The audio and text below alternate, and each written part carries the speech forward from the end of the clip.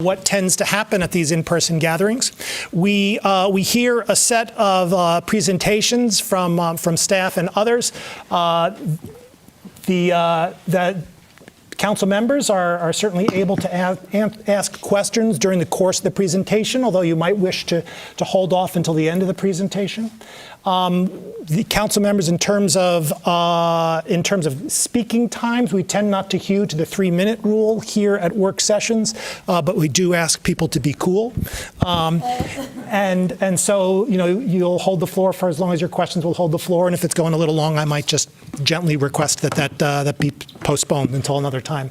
In any event, we'll talk for as long as we talk. The presentations, I think, will go for about an hour, I gather. We will then have council questions. There is a hard stop in our council rules at 8:45. I will observe that is just a council rule. It's not law.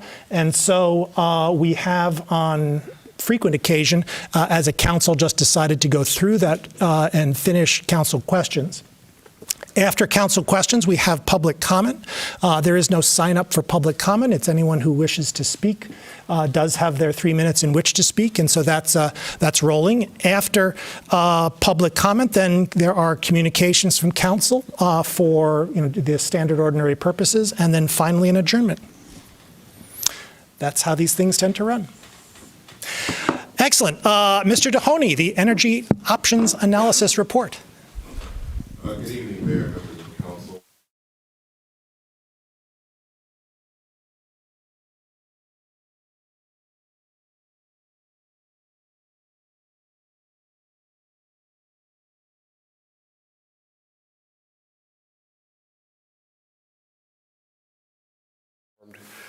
That work was contracted out to a consulting firm. We have been engaged in the process for many months. We're here this evening to present the report that we have. I will turn things over to Dr. Missy Stoltz, our OSI director, and you will also ultimately hear from the consultants themselves. Thank you. Thank you, Administrator Dohoney, and thank you, Mayor and members of City Council, for the opportunity to be here tonight. I just want to run through what we're going to do in the session, so you have a little bit of mile markers here. First, I'm going to only speak at the front end to remind us of the scope of this analysis, as well as what this analysis was not meant to answer, so we can kind of keep that in frame. Then we are going to hear from American Pulse that did a public survey looking at the public sentiment around our energy system. That'll be followed by a presentation from 5 Lakes about their technical report on the energy options. And then there are some preliminary thoughts, and we'll go to open discussion. So that's sort of the trajectory for today. Jumping in as a reminder for the scope, Council asked us, and we hired a team to create an energy options analysis that provides details about the various pathways we could take to achieve our clean energy goals, which is 100% renewable electricity by the year 2030. We also asked to conduct an electric utility municipalization feasibility study, also known as a Phase 1 feasibility study. And we asked for a consultant to conduct a 2-phase rate analysis for a potential municipal sustainable energy utility. In the arc of doing that, we wanted them also to evaluate lots of different energy options. What I just talked about before were utility structures, but we needed to understand what are the pathways, the energy procurement pathways to hit that 100% renewable energy goal. And in achieving that, evaluate the different options that are presented and available to us based on the values and criteria we've established. So that includes looking at things like the city's energy criterion principles, of course our A20 goals, our commitments to equity, transformation, and sustainability within A20, and then a goal of achieving a just transition for workers as we think about this transition broadly. So I want to note 2 things. We also did this survey, which we're going to talk about in a second, and that survey, to me, is really important because it was a randomized survey and it helps us understand what the community is looking for in its energy system. I also want to point out, we did not ask for a study on reliability. The reports and the findings you're going to hear about today do not look at the cost of improving reliability. That is a very important distinction because, as you will hear, it is very important to the public that we improve reliability. Also, this is not staff's recommendation. What you are going to hear is from the consultant only. Staff are going to need significant time to process this report, to dive into the models, to understand the assumptions, and come back to council with recommendations. So what you are receiving tonight is merely the wonderful work of our consultants. Please do not perceive this as a recommendation from city staff. And then lastly, just kind of a formality, we are going to do as I mentioned, the survey first. Feel free to ask questions in between. Don't hold. If you've got questions on that survey, let's get those out, and then we'll go to the technical report. Okay, so with that, I think we're going to invite in Dustin from American Pulse to provide an overview of the public survey. Excellent, and thank you, Misty. Appreciate being here this evening with the City Council and members of the community. And I'm Dustin Olson. I'm the managing partner of American Pulse Research and Polling. And we had the great pleasure to conduct this survey for the community and learned a lot of great things. So first of all, and I believe you've been provided some slides that go along with this, a little bit about ourselves. We've been doing survey research for about 15 years, and we're known in particular for our multimodal approach to surveys, where we have our live telephone interviews done with our live agents. We also do text to web, we do online panel, we do what's called IVR. In this survey, we'll talk about in a moment about the methodology, but we used a few of those different modes.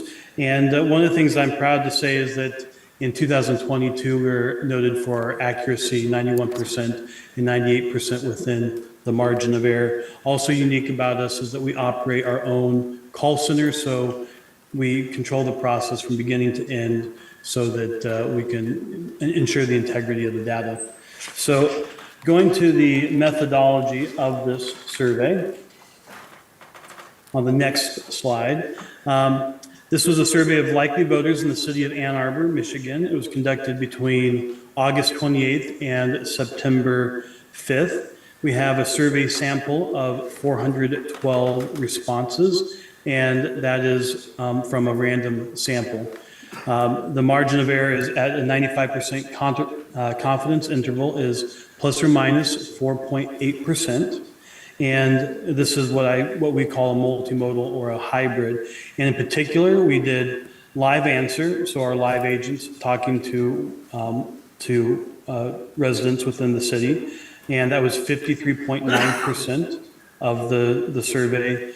Online panel, so people conducted this on their computers, that was in cell phones, that was 23.5% by way of the panel. And then what we call text to web, where we texted respondents, and that was 22.6% of the survey. We like that this survey has more than half of the survey is using our gold standard live responses, where a real person talked to a real person. And one of the things that's really important about this is that we got a representative sample of the community that reflects the demographics. And because the random sample worked very well, we were able to minimally weight based on age, gender, race and ethnicity, and zip code to ensure that every pocket of the city was included into the sample. Let's go to the next slide.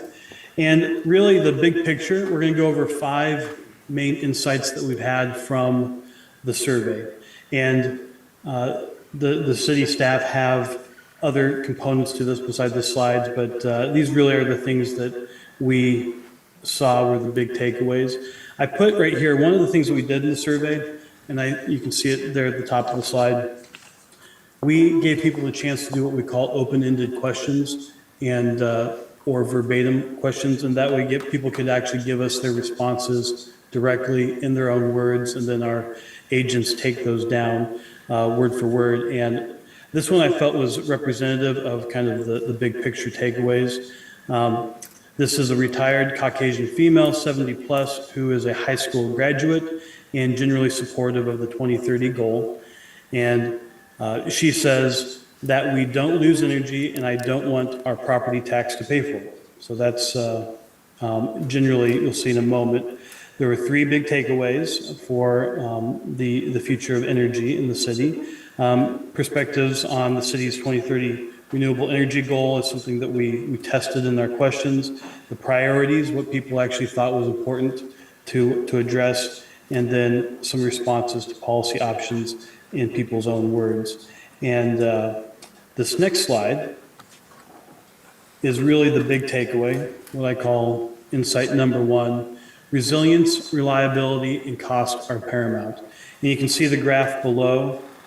This is well beyond the margin of error for the top three. Residents really did make a priority on resilience, and resilience in this case is being able to keep power after like an extreme weather event. Then reliability, that's the day-to-day, every day being able to get their electricity, and then cost.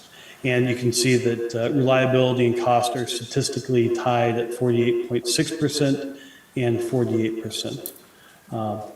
So those were the biggest takeaways from the survey. We'll go to the next one. There's a little bit more about this. A little bit about resilience. This ranked number one across all demographics. 66% selected it as their top three priority, and I can explain that in a moment, what that means.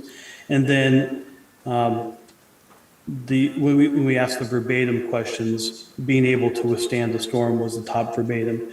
So one of the things I think was important about how we structured the survey instrument in this is that we asked people their priorities, what was important to them, basically three different ways. We did it first as standalone issues, and just gave people the opportunity to respond to that. We gave them the ability to rank them as their top three, what we call a multi-select question. And then we gave them the opportunity in an open-ended question to just tell us, in their own words, what was the most important.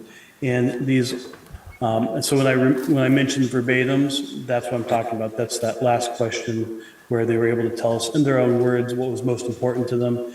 And when I'm talking about the top three, I'm talking about where they got to pick out of the list, and I can go over the list in a second, which were their top three priorities, and then we tested them individually at the beginning of the survey. So it gave people multiple ways to think about it, and it was fairly consistent across. So on reliability, overall number two priority among residents, 48.6% selected it as a top three priority, and in the verbatim answer, quote, withstanding routine disturbances was number two. And then on cost, overall cost was number three as a priority. 48% selected it as a top three priority, and then energy cost, as a quote, energy cost was number three in the verbatim answer. We'll go to the next one. Before I jump into this one, I want to give an example of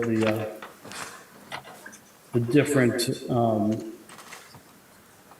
topics, the different solutions, the different things, the scope of it generally. So we asked questions around the renewable energy and transition to renewables.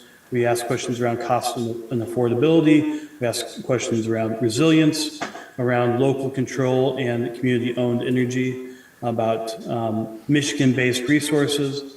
We asked questions about having this in place by 2030 and in meeting that current goal, being a model for other communities, reliability. So all these topics were covered throughout. Okay, going to strategic insight number two. There is definitely, folks in the city have done a good job. There's definitely a high public awareness of the 100% renewable energy goal within the community. As you can see, nearly 76% of respondents are aware that Ann Arbor is seeking to transition to 100% renewable energy. Based on my experience, that's a pretty notable achievement. Only 6% reported having no knowledge of this initiative, and 30.2% said they had heard a lot about it.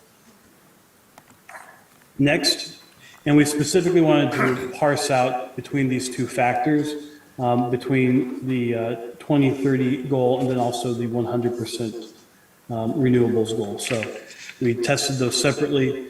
And on insight number 3, residents generally support the 2030 goal. As you see, nearly 60% would like to see that happen. And also additionally, 62.6% find achieving this by 2030 is also important. We have a gentleman here that we quote, "As soon as possible, 2030 feels aggressively achievable," is what a Caucasian man in his 30s with a bachelor's degree said to our question on that.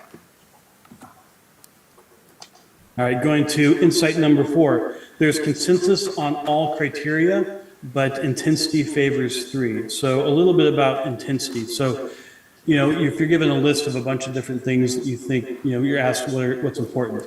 You may like all of those. And I will say it's very important to note that there really was nothing that we tested that people disliked. Every idea, every solution that was tested was liked by the public. But they did make clear there was things that they prioritized. So in this case, we ask a question about, is this important to you? Is it very important or somewhat important? So we make a distinction there, and we broke this out based off of people who said very important versus somewhat important. So on the resilience question, which is question 10, people said overall, 86.1% said it was total important, but very important was 63.9%. And on reliability, 85.2% total said that it was important, but 59.1% said it was very important. And then on cost, 72.5% said it was important, but 47.1% said very important. And for our distinction, we consider anything where the public says more than 40% is very important. That means that there's some intensity behind it, that they're willing to really, go out there and say that it was very important to them. So we'll go to the next one. For insight number 5, this is, depending on who you're talking to, it's either statistically tied for third or second, but depending on the group, it might be a little bit more important as we went through the verbatim responses in particular, when we gave people the opportunity to rank their top 3, and then also in particular when we said, in your own words, what do you think is important, people told us. So here's an example of what an African-American male in his 40s who makes over $150,000 said to number 14, to question number 14 in our survey. And he also says that his number 1 priority is resilience. So he says that's important to him, but he also added this caveat: just keep it affordable. The cost of living is quite high in the city. So I want to give you a few different breakdowns on this. So those making under $75,000, their top 3 concerns, first was resilience, 56.3%. But for cost, that was number 2 at 50.3%, which is outside the margin of error, over reliability at 42.6%. For non-white minority populations, the top 3 concerns, first, resilience, 64%, and then cost was at 50.8%, and then reliability at 43.9%. And then those under 40 years of age, it was resilience at 66.4%, and then statistically tied with cost just a little bit ahead was 51.8% cost, and then reliability at 49.8%. So those are the overall takeaways that we had from the survey. Here's some residents in their own words on what we saw as the 3 top priorities from the public. On maintaining power during and after an extreme event, which was again 66%, had that as a top priority. First quote, power remains after big events. Pushing toward responsive with weather-related events when the power goes out, that was another one. And then third quote from a local resident, anything related to resiliency would be my priority. Then on improving reliability during routine disturbances, 48.6%. And 3 residents said allowing for continued power during disturbances. Another person said stable power access. Another person said the outages are bad, so just having power. And then on the third one, ensuring energy costs are at least the same cost as today. That's 48%. And the first quote, I think keeping costs low or the same as what we pay now. Another person said everything making sure people can afford energy. And then another person said, I hope that we still have the same cost.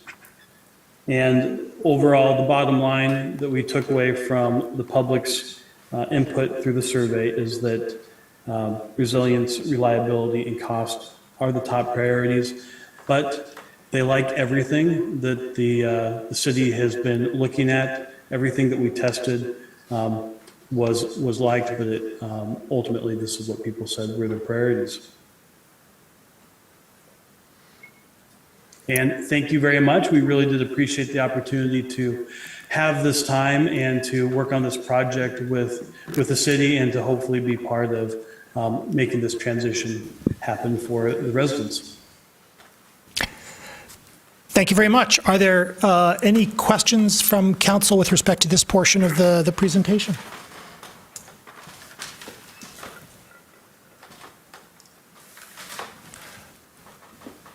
Thank you. We again appreciate your work and the results. Thank you. Thank you. Dr. Stoltz. Great. So now I'm going to turn it over to Douglas Jester from the Five Lakes Energy team, who was the lead consultant with a group of consultants to walk us through their findings in the technical energy options report. Douglas.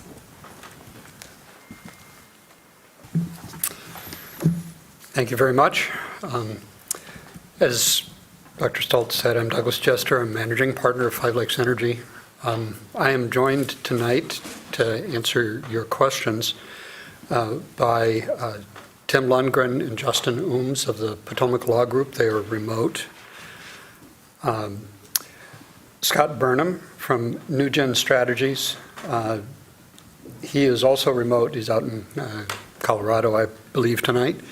And their primary role was the financial analysis of a municipalization option. Here in the room, I have Joe Kopp from SunStore, who did a lot of the work on the solar opportunities within the city and some other parts of the project, and Rick Bunch from Five Lakes Energy, who also did much of the other work that's in the report. So I'm going to give you an overview. Happy to answer any questions that you have, either as we go along or at the end.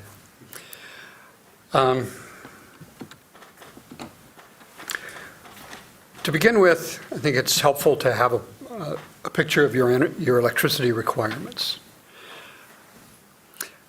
In the 8 to 0 plan, there are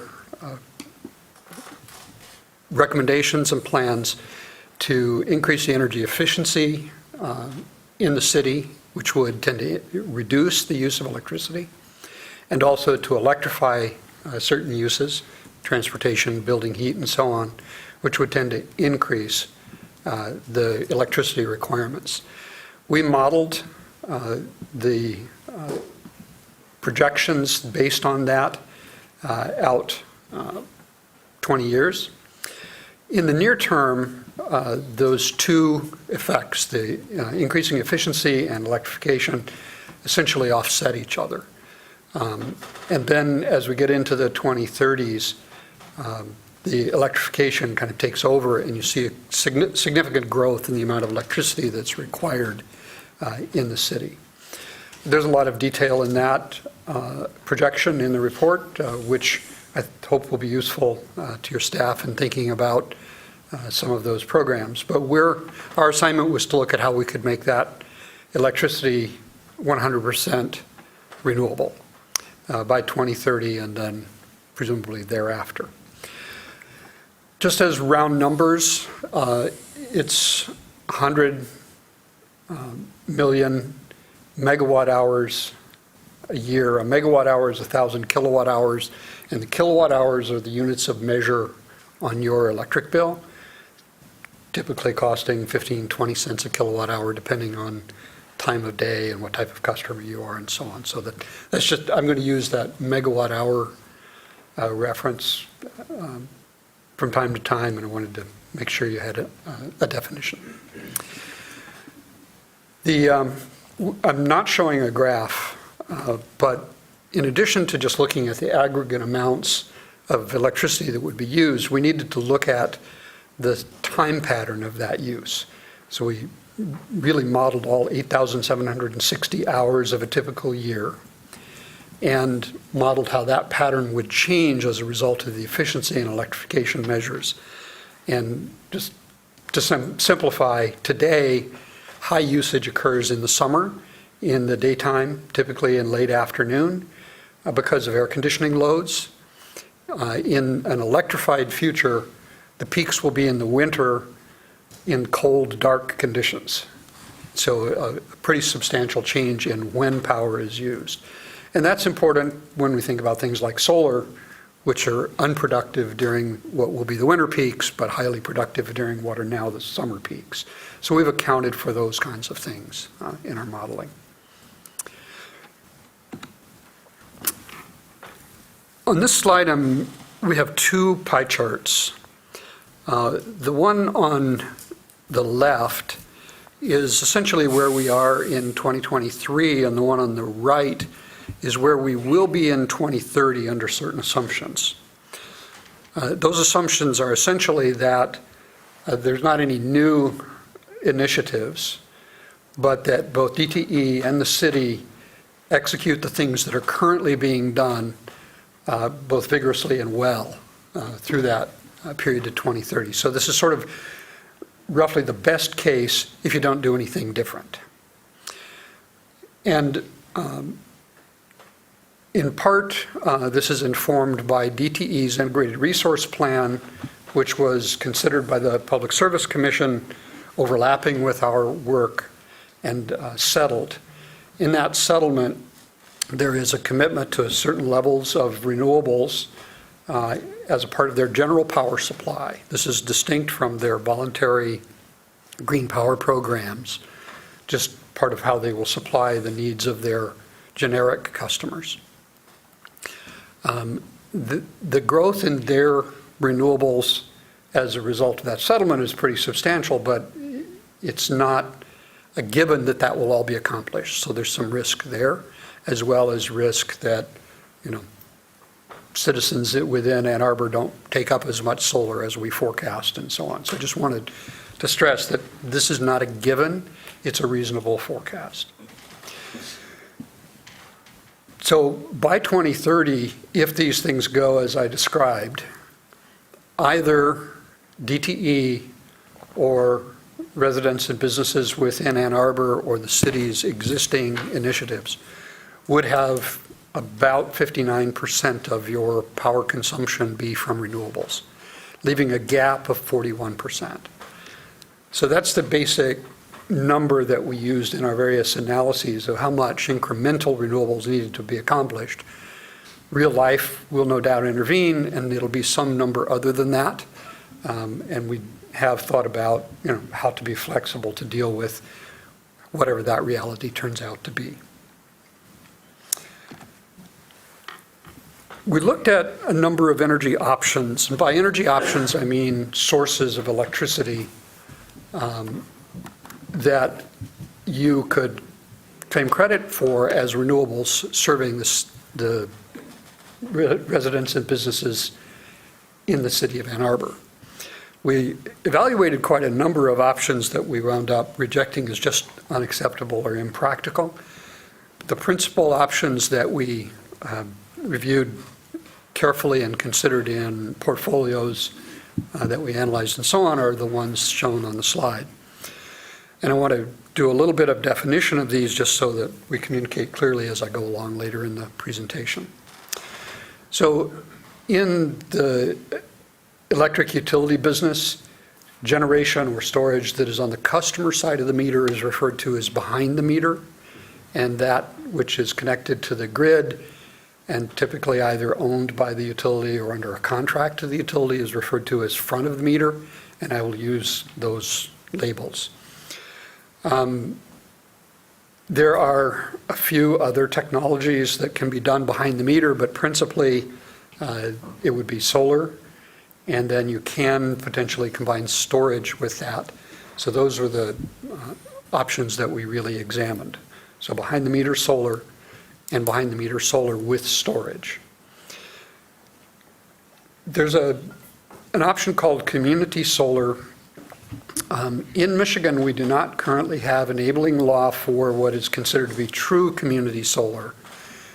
The Michigan utilities offer something that they label as community solar. The distinction is really ownership. What Michigan utilities offer as community solar is solar owned by the utilities, and they sell customers subscriptions to that as a way of gaining access to renewables for your own consumption. That often is just done as a regular monthly payment. There are sometimes options to invest up front and then receive the benefits over time. But that is really a a utility offering. Community solar as third-party ownership or communal ownership by the subscribers is not currently feasible. There are legislative efforts to allow it. We did provide some analysis of what that might look like, but I just want to stress that it is not something you could go out and do tomorrow. Power purchase agreements is where somebody purchases the power from a facility owned by somebody else. And utilities do this to a degree. From time to time, we have required them to do it. Here in Michigan, they tend to prefer to actually own the facilities. But a power purchase agreement is an option that would be available to Ann Arbor, either as a supplement to service from DTE in ways that I'll get to in a moment, or as the power supply to a municipal utility. Power purchase agreements are typically priced so much per megawatt hour of production from specified facilities, and that is paid based on delivery. An important thing to understand, though, is that the way the U.S. Electric utility systems are structured, if someone has a generator of any kind, not just renewable, that is connected to the transmission grid in order to provide power to somebody that is remote. In most parts of the U.S., and specifically in this region, you must sell that power into a wholesale market. It is not actually sold to whomever has ownership or power purchase agreement. Rather, the power purchase agreement is a financial arrangement of some kind about who pays to operate the facility and then who gets the revenue from it being sold into the wholesale market. So there are two varieties of power purchase agreements that we analyze. One is traditional, where if Ann Arbor entered into a power purchase agreement, a traditional power purchase agreement, you would commit to a price to whomever owned that facility for every bit of power they produced. That power would be sold into the wholesale market, and you would be at risk for the difference, which could be good or bad, depending on what the difference is.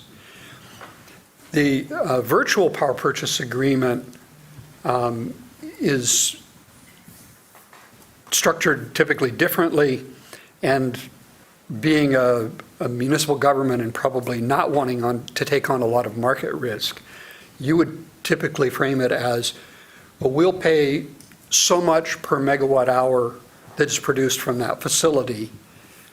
You, the owner of the facility, need to take the power to market, get what you can, and in combination with our payments, that should be enough to pay for the facility. And what you're purchasing then, we commonly refer to as a renewable energy credit, which is just a quantitative measure. It's a megawatt hour of renewable energy.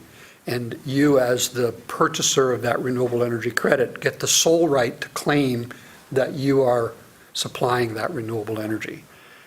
Otherwise, it's just generic power being sold into the wholesale market. So don't want to belabor that, but it's something that's just really important to understand as you venture into this.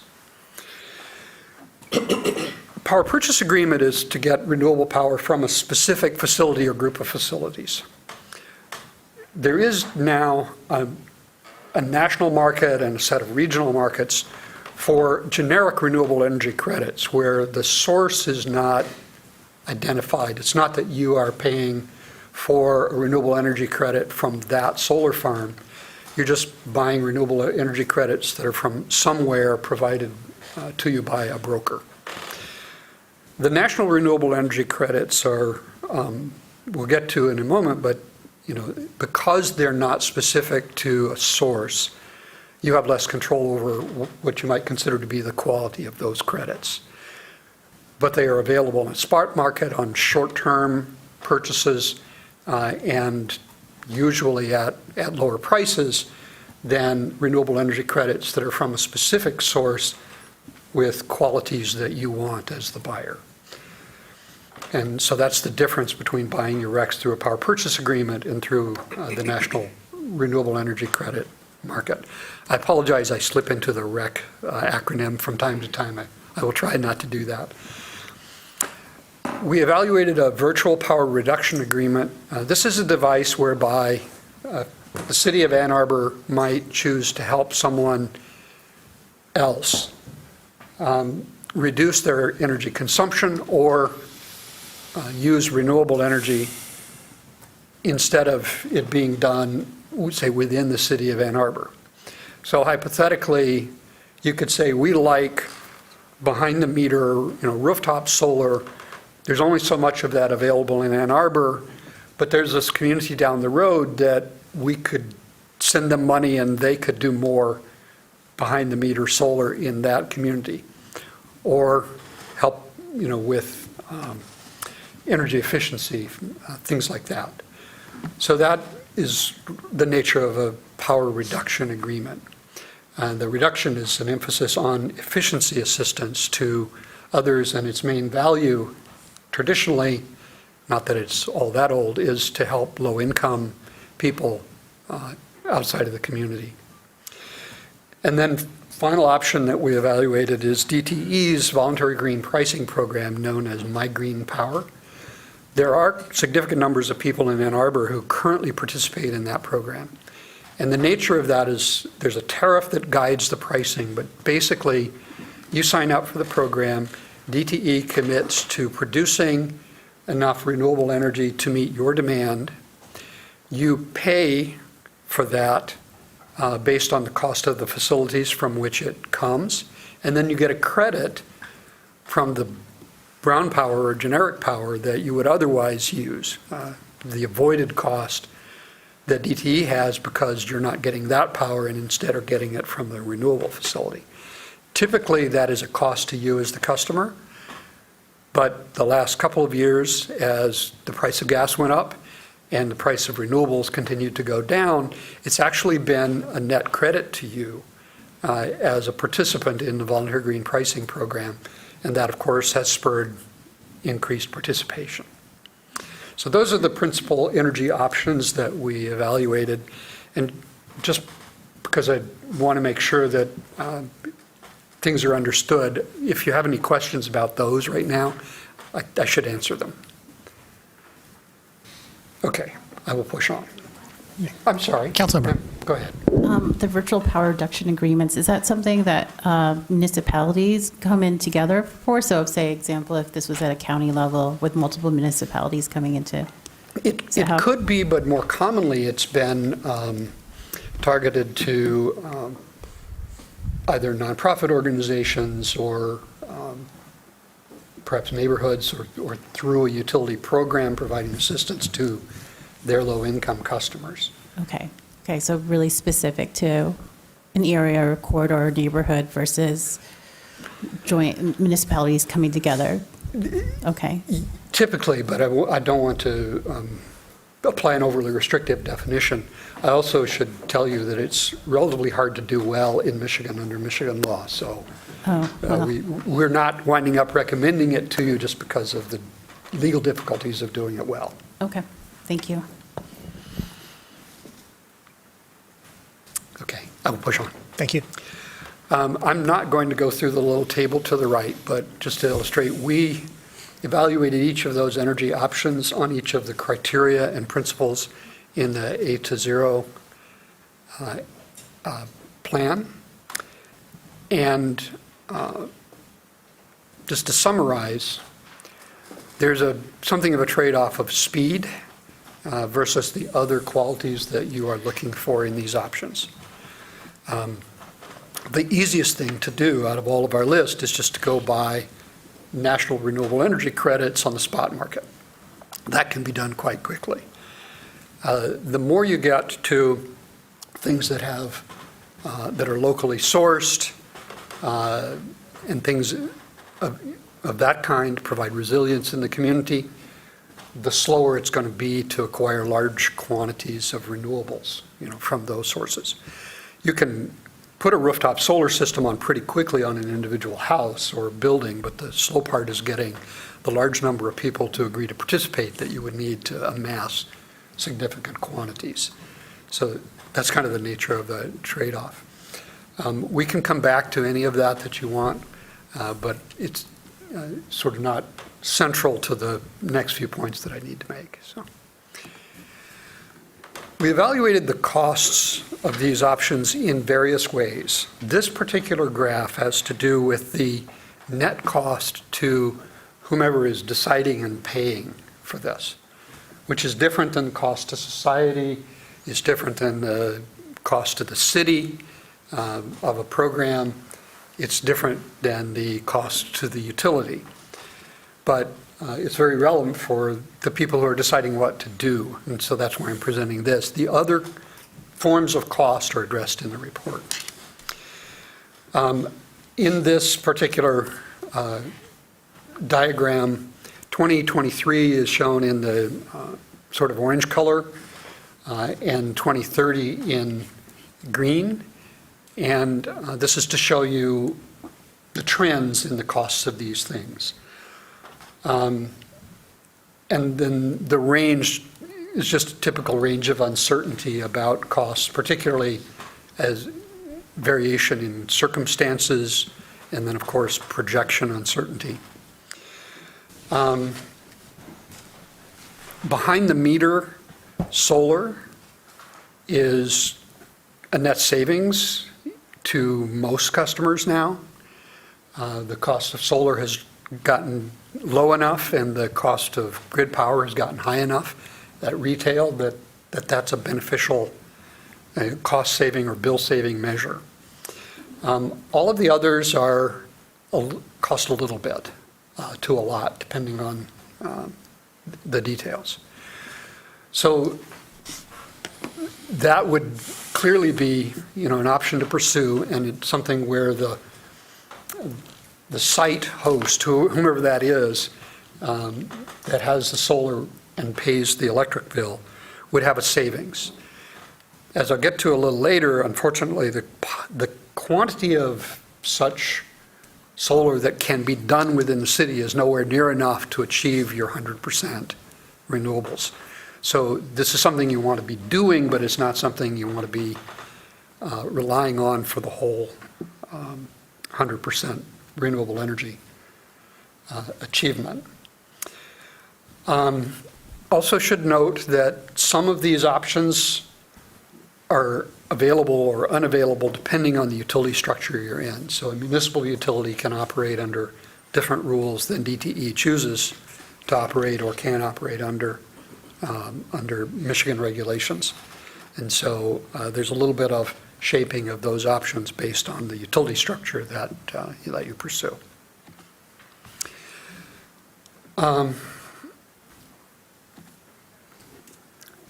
For each of the scenarios that we evaluated, we developed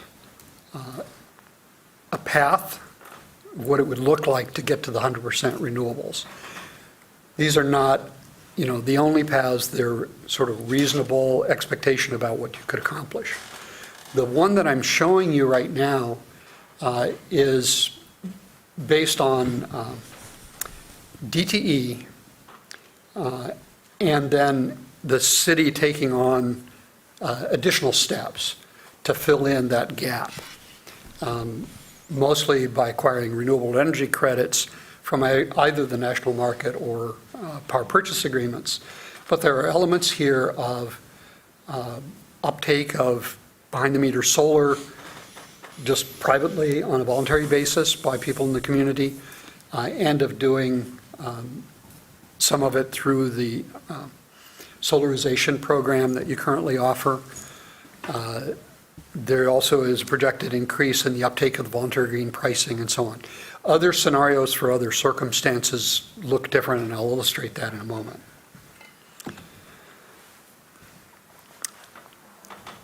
Here are three of those scenarios for comparison, and these are on the leftmost numbers column, this scenario that I was just showing you of service coming from DTE, but the city taking steps to acquire renewable credits to complete a portfolio.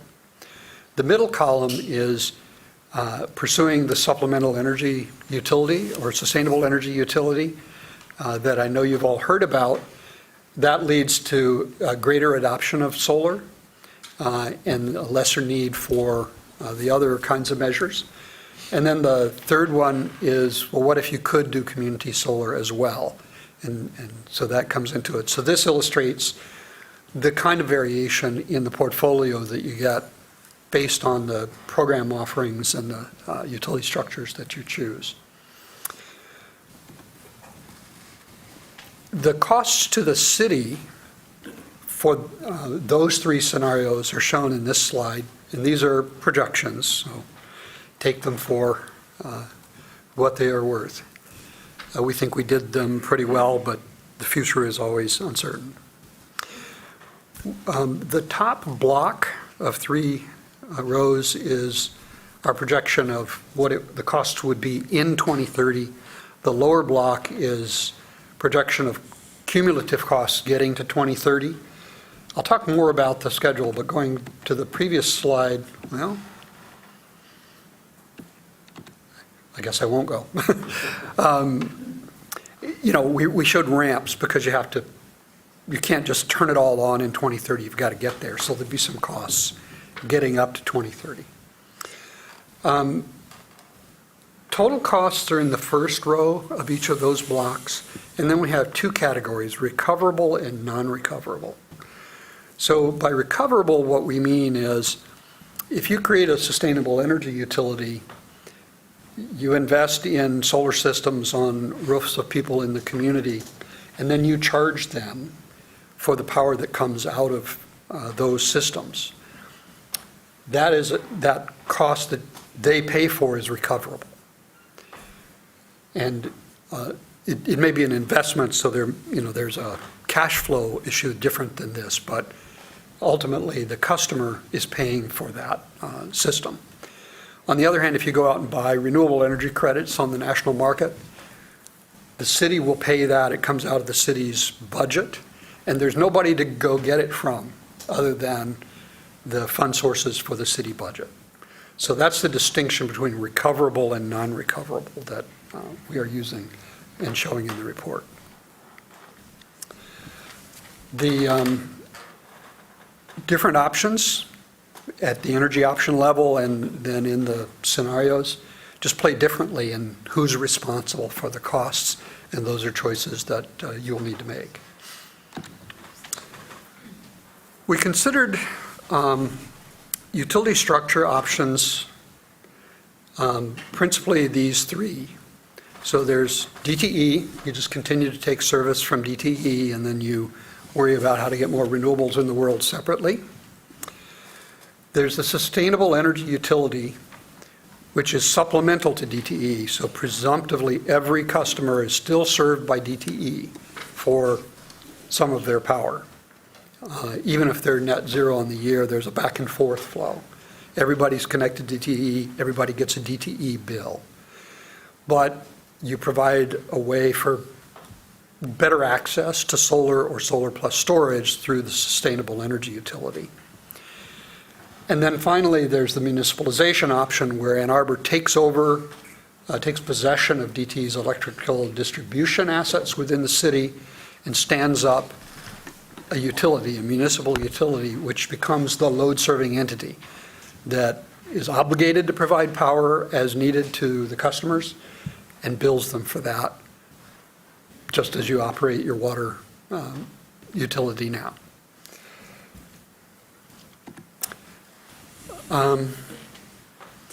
So we have we'll transfer over to your staff a financial model for the sustainable energy utility. And it has lots of knobs and levers, if you will, for decisions about how you might operate such a utility. This table is just to show you some representative results for a couple of plausible options and for different levels of uptake. And so this is progressive, the leftmost column being what you would accomplish in the period, say, from now to 2027. The second is 2027 to 2030. And then the third column is a different financing option, and beginning in 2025, but at a larger scale. The first two columns are essentially city debt, could be general obligation or revenue bonds, but you're putting up the money up front and then having to, make it back as a typical utility operation. The third column allows for the possibility that you could seek a partner, somebody who would install and own solar systems, but would bill you for them, and then you would be billing the customers. So it's essentially a pass-through power purchase agreement or solar lease from a third party who would be responsible for the capital. And you would not be putting debt in place, but of course, your costs of capital are typically less than somebody who is doing some equity investment in an arrangement like what I described. So these are representative results. This is all based on a couple of key assumptions. One is that you need to charge a low enough rate to be competitive with just independent providers of solar, rooftop solar. And the other is that it must pay for itself through these rates.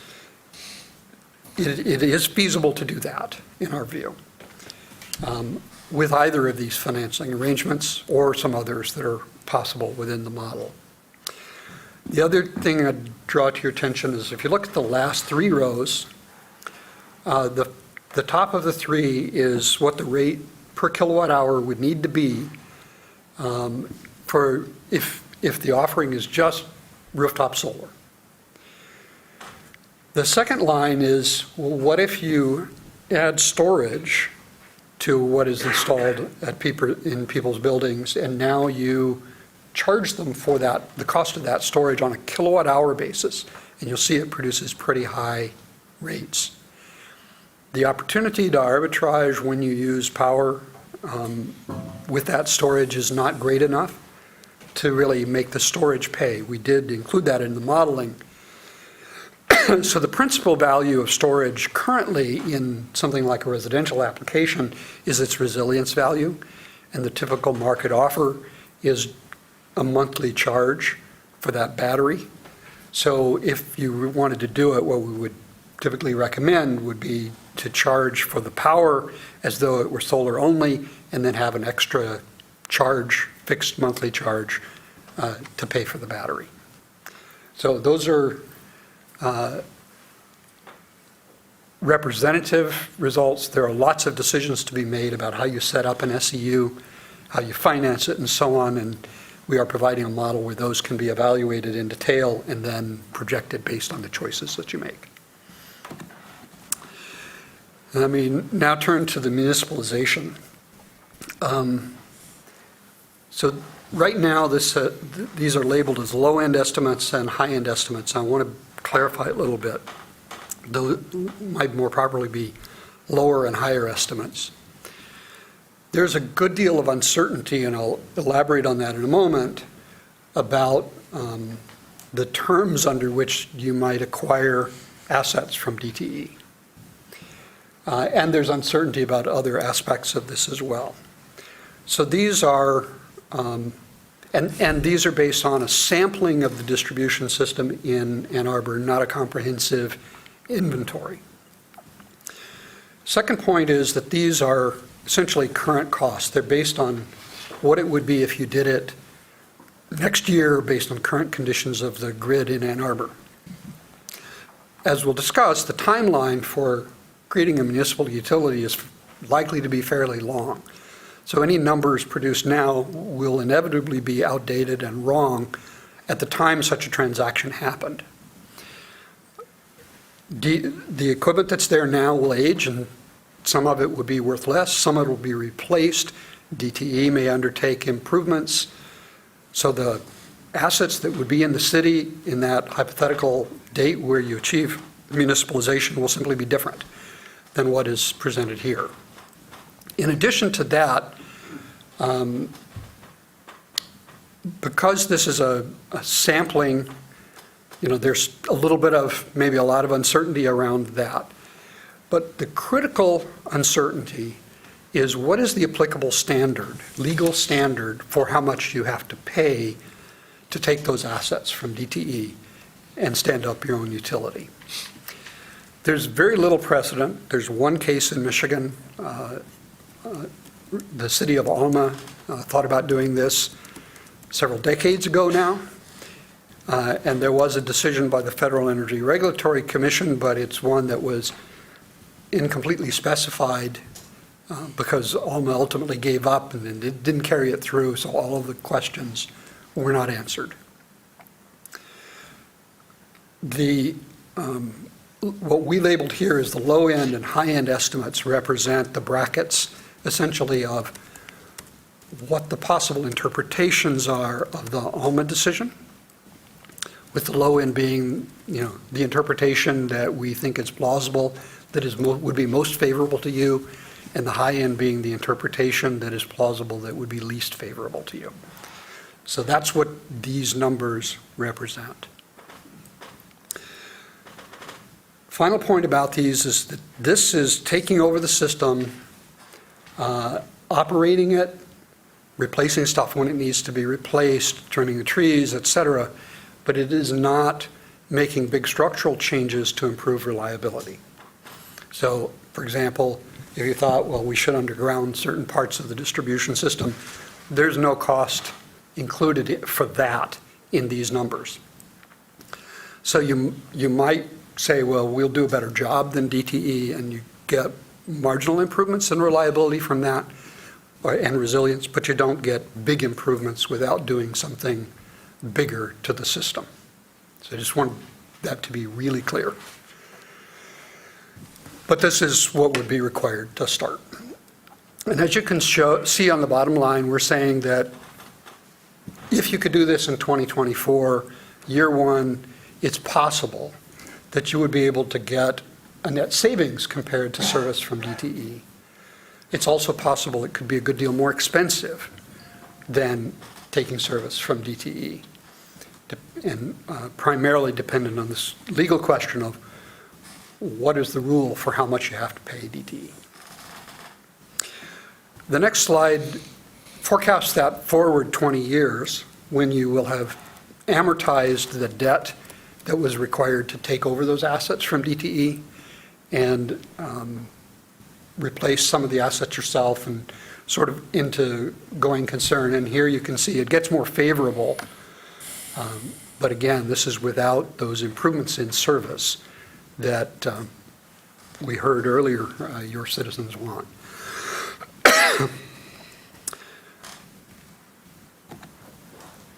We evaluated these structural options in much the same way, using the same criteria as we did the energy options.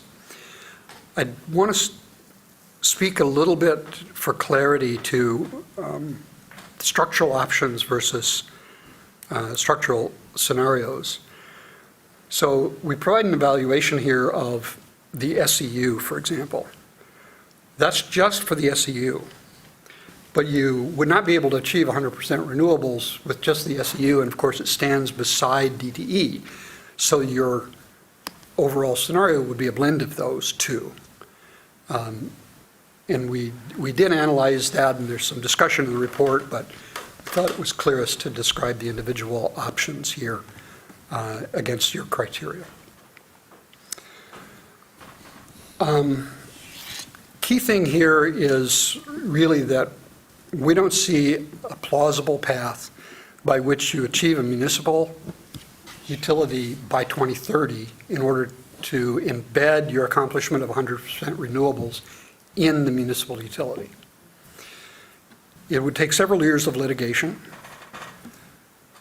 a couple of to 3 years to stand up your municipal utility, and then if you were going to acquire your renewables in that context, a few more years for that. It's well beyond 2030. If you decide to go the municipalization route, you can, however, prepare for that. So for example, if you enter a power purchase agreement, you can write the terms of that so that if and when you create a municipal utility, you, the city, as the off-taker of the power purchase agreement, have the right to transfer that to your municipal utility. So you just would need to be preparing along the way for that transition. So one of our recommendations to you really is at least partly decouple these ideas. If you wanted to achieve 100% renewables by 2030, you're going to have to do some combination of the sustainable energy utility and supplements to what you get from DTE. If you wanted to go down the municipalization route, you will be able to transition to your 100% renewables in that context, but you're not likely to be able to do it by 2030. You're very unlikely to be able to do it by 2030. So that's the decision framework you should keep in mind. A key point that you'll want to understand if you start to go down that path is with the supplemental energy utility primary service from DTE, DTE is considered the load-serving entity in the way that electric power system is regulated. And that, as a load-serving entity, that makes them responsible for the costs of transmission of power to the customers, not just the distribution system, but the long-distance transmission. And they're responsible for meeting what we refer to as resource adequacy, making sure there's enough supply of power out there to meet the demands of customers at all times, particularly at the peak times. And we refer to that as capacity or resource adequacy. With supplementing DTE with renewable sources, with the sustainable energy utility, you do not incur those obligations. If you become a municipal utility, you do. And so then you have to meet requirements for capacity at every hour of the year and so on, and that triggers not necessarily greater costs than it costs to pay DTE to do those things, but a whole set of obligations that you have to manage as a utility that you wouldn't be managing before that point. And that's why it takes a little time to set up that utility and get it operating, because it has to work with a lot of regulators to be able to operate in that way. So, to summarize, recommendations. You should plan on fulfilling your 100% renewable electricity goal by topping off with national renewable energy credits, whatever you need to achieve the 100%. Underneath that, over time, you can build up higher quality sources of renewables, either through the sustainable energy utility, supplements to DTE, or transitioning that, to a municipal utility later. In the context of doing that, it looks to us like the SEU is worth pursuing, and we particularly for its ability to accelerate solar development and provide resilience services to customers within the city. And so we recommend that you examine, consider taking that further. In order to meet your 100% renewables with high-quality renewable energy credits that meet a lot of your criteria as opposed to these generic renewable energy credits that you can buy on the spot market from unknown sources, you would need to issue a request for proposals.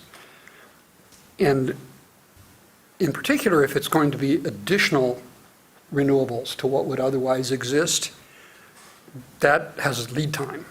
So you would probably want to begin that process almost immediately in order to have some of those available to you by 2030. Of course, you could rely heavily on national market renewable energy credits in 2030 and build up your supply of higher quality credits later, if that's what you need to do to manage the overall process. But that approach of getting started and trying to get some of it in place in 2030 scores better on your rubric than just going after the national renewable energy credits. And then finally, the point I just made, you just really need to decouple making the 100% goal from establishing the municipal utility if you choose to go that direction. Because you simply can't get there with the municipal utility as the vehicle. You're going to need to do it absent the municipal utility, and then if you go there, transition to it later. And those next steps are summarized here. I don't really need to go through them, but basically, if each of these paths, there's an obvious next step to take. With that, I'd be happy to answer any questions, and then I'll turn it back to Missy. Thanks very much. Are there questions from council members? Yeah, Councilmember Cornell. I'm pretty sure I know the answer to this question, but I want to ask it anyway. When you looked at the cost of municipalization, you did not factor in the cost that would be, you didn't project any costs regarding litigation and us having to go through that process, just the delay it would cost? That's correct. Thank you. Councilmember Dish. So I have a question just about wording, and then I had a couple of other questions that I'll pick up after that. But so would you put it this way, or am I understanding you correctly, that we shouldn't rule out municipalization simply because it cannot enable us to achieve 100% renewable by 2030? We should consider what we might get from it and consider pursuing it for the benefits that it can provide us, but knowing that we're going to have to get to 100% renewable by 2030 through other means. I agree, and that is an accurate restatement of our recommendations. Okay. Then I was curious, why do the virtual power agreements rate poor for speed and, well, speed, I guess, because they're just, you were saying it's harder to get enough people organized, and then fair for scalability. Is that the same issue that, yeah? The speed part of it is simply that if you want a power purchase agreement, say in Michigan or near Michigan, there's not an ample supply of them now. So you would probably be contracting with somebody who is prepared to build one but hasn't done so. And for them to get through the whole process would take 3 or 4 years. So speed is just slow because it's a legal process to get into the contracts and for them to get interconnection rights to the transmission system and all of that, and then actually build it. Under your criteria for scalability, and it was coupled with transferability, and it was really about the ability of communities other than Ann Arbor to pursue the same path. And not everyone has Ann Arbor's climate millage and other tools to be able to do it. And so that's the scalability limit that we were basing that ranking on. That feels a little secondary to me. I know we like to show a path for others, but that is less important to me than the other issue, because I'm personally really not I would need to learn a lot more and be really reassured about the national recs, because the research I've done is terrifying. So, and then a third issue, just connecting to the great presentation we had about the public survey. I'm not sure if you can answer this question. I wasn't quite able to piece it together from the report, but I'm concerned about residents seeing increases both as ratepayers and as taxpayers. And I wondered if you could identify which routes or choices that we would make that they would see both increases. Yeah. Certainly under the municipalization option, all of the costs can be, if you wish, loaded into the rates that are charged to customers of the municipal utility. Under the other structures, it depends on which of the options you are looking at.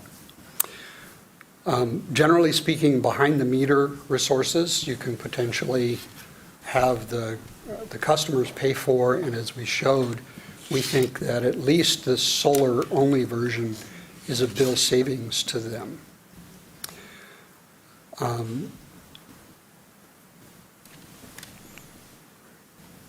There really aren't a lot of other options except community solar, where the customers pay for the cost and the city does not. Community solar becomes feasible only if something happens in the legal construct, and so I wouldn't emphasize that, but we can be hopeful. All of the other options, whether it be the National Renewable Energy Credits, the power purchase agreements,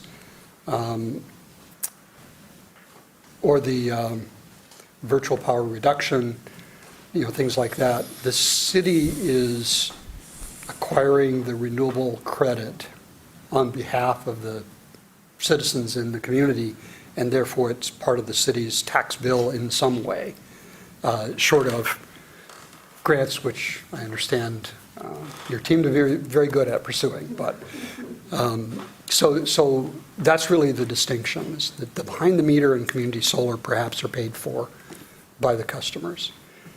And we're assuming that they would do so on a voluntary basis, mostly only if the cost is similar to or cheaper than what they could otherwise get. So just one last, if it's okay. So if we combine, in the short run, standing up the SCU and doing virtual power agreements, and they would be seeing a savings in rates through the SCU, very likely. Only the participants. Only the participants, yeah, Yes. Okay, right. So then the non-participants would not be seeing a saving in rates, but they would be possibly seeing, nope, no tax, okay, good, thank you. Would, though, the combination of SCU and power purchase agreements, et cetera, there's a savings in rates for those who are part of the SCU, but there's a tax increase overall, because we got to nope, because we're going to get that through grants. Or existing city budget. Or Existing city budget. existing city budget, okay.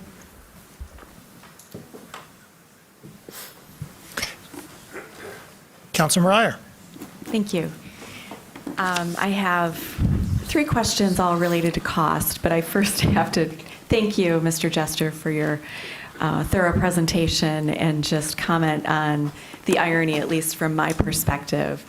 30 years ago, I was a cub reporter for the State News covering the East Lansing City Council, where you were up You're at the outing table. me, aren't you? And now I'm at the table and you're here presenting all of this great information to us. So thank you for that. Couple of the things that I know weren't covered, but I'm wondering if you either have information that you can share with us or thoughts or if it's something we can get in the future. And one is the cost of potential litigation. Is there, obviously litigation is dependent on just a whole range of factors, but is there sort of a low and high range? We don't have that now, but we can follow up. You can and follow up, okay. At least give some Ballpark. notions about it, but. Yeah, okay. And then the second thing that didn't seem to be covered either, and is something that will need to happen whether we municipalize or whether DTE does it, if they ever do it, but that is improving reliability, improving the infrastructure, and what the potential cost would be to ratepayers under each of those scenarios, whether it's municipal or DTE owned. We are currently unable to provide estimates for you to do it. It requires a lot of information that DTE has and we do not. So that's. May not be willing to give. That's the most basic point. Right. We could probably, in a future effort, somebody could provide you some level of estimates for that, but it would always be devoid of sufficient detail to really be relied upon.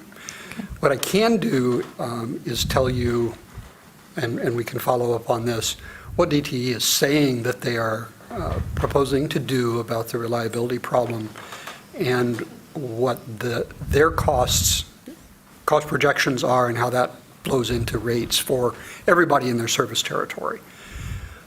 They are obligated to file a distribution system investment plan with the Public Service Commission by September 30th. So it's just a few days away.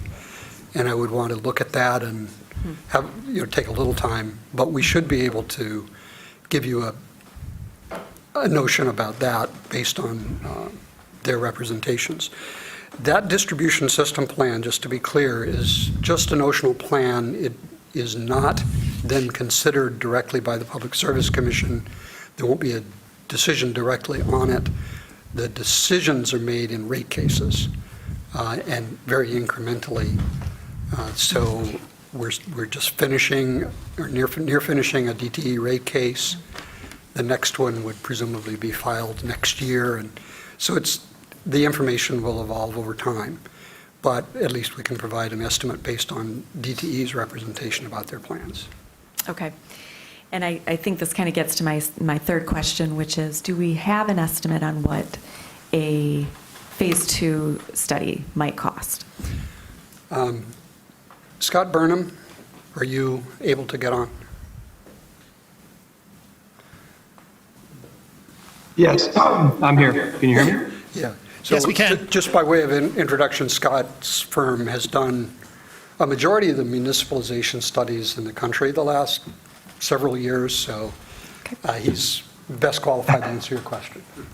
There you go. Thank you. Appreciate the opportunity to be here and to work with everyone at the city, city council members. In terms of a phase 2 study, it's not to be trite, but it does depend, right? It depends on what the scope is. I can tell you right now, we are doing phase 2 for a major municipal effort in the United States right now, and that phase 2 budget is approximately $900,000. Now, that includes a lot of strategic planning that you guys have already done. It also includes a lot of field investigation for an engineering firm to go basically confirm what was in the phase 1 study. And so, it would kind of depend on what level of detail we wanted to get to. But I would say, as a rough estimate, a range between $300,000 and $500,000, depending on, again, the level of effort and the scope of elements. Okay, thank you. Thanks, Scott. Councilor Briggs, Harrison, Guzzi, Edwin, Cornell. Thank you. This is a really dense report, so I think it's going to take some time to really process everything that's in it and come up with additional questions. But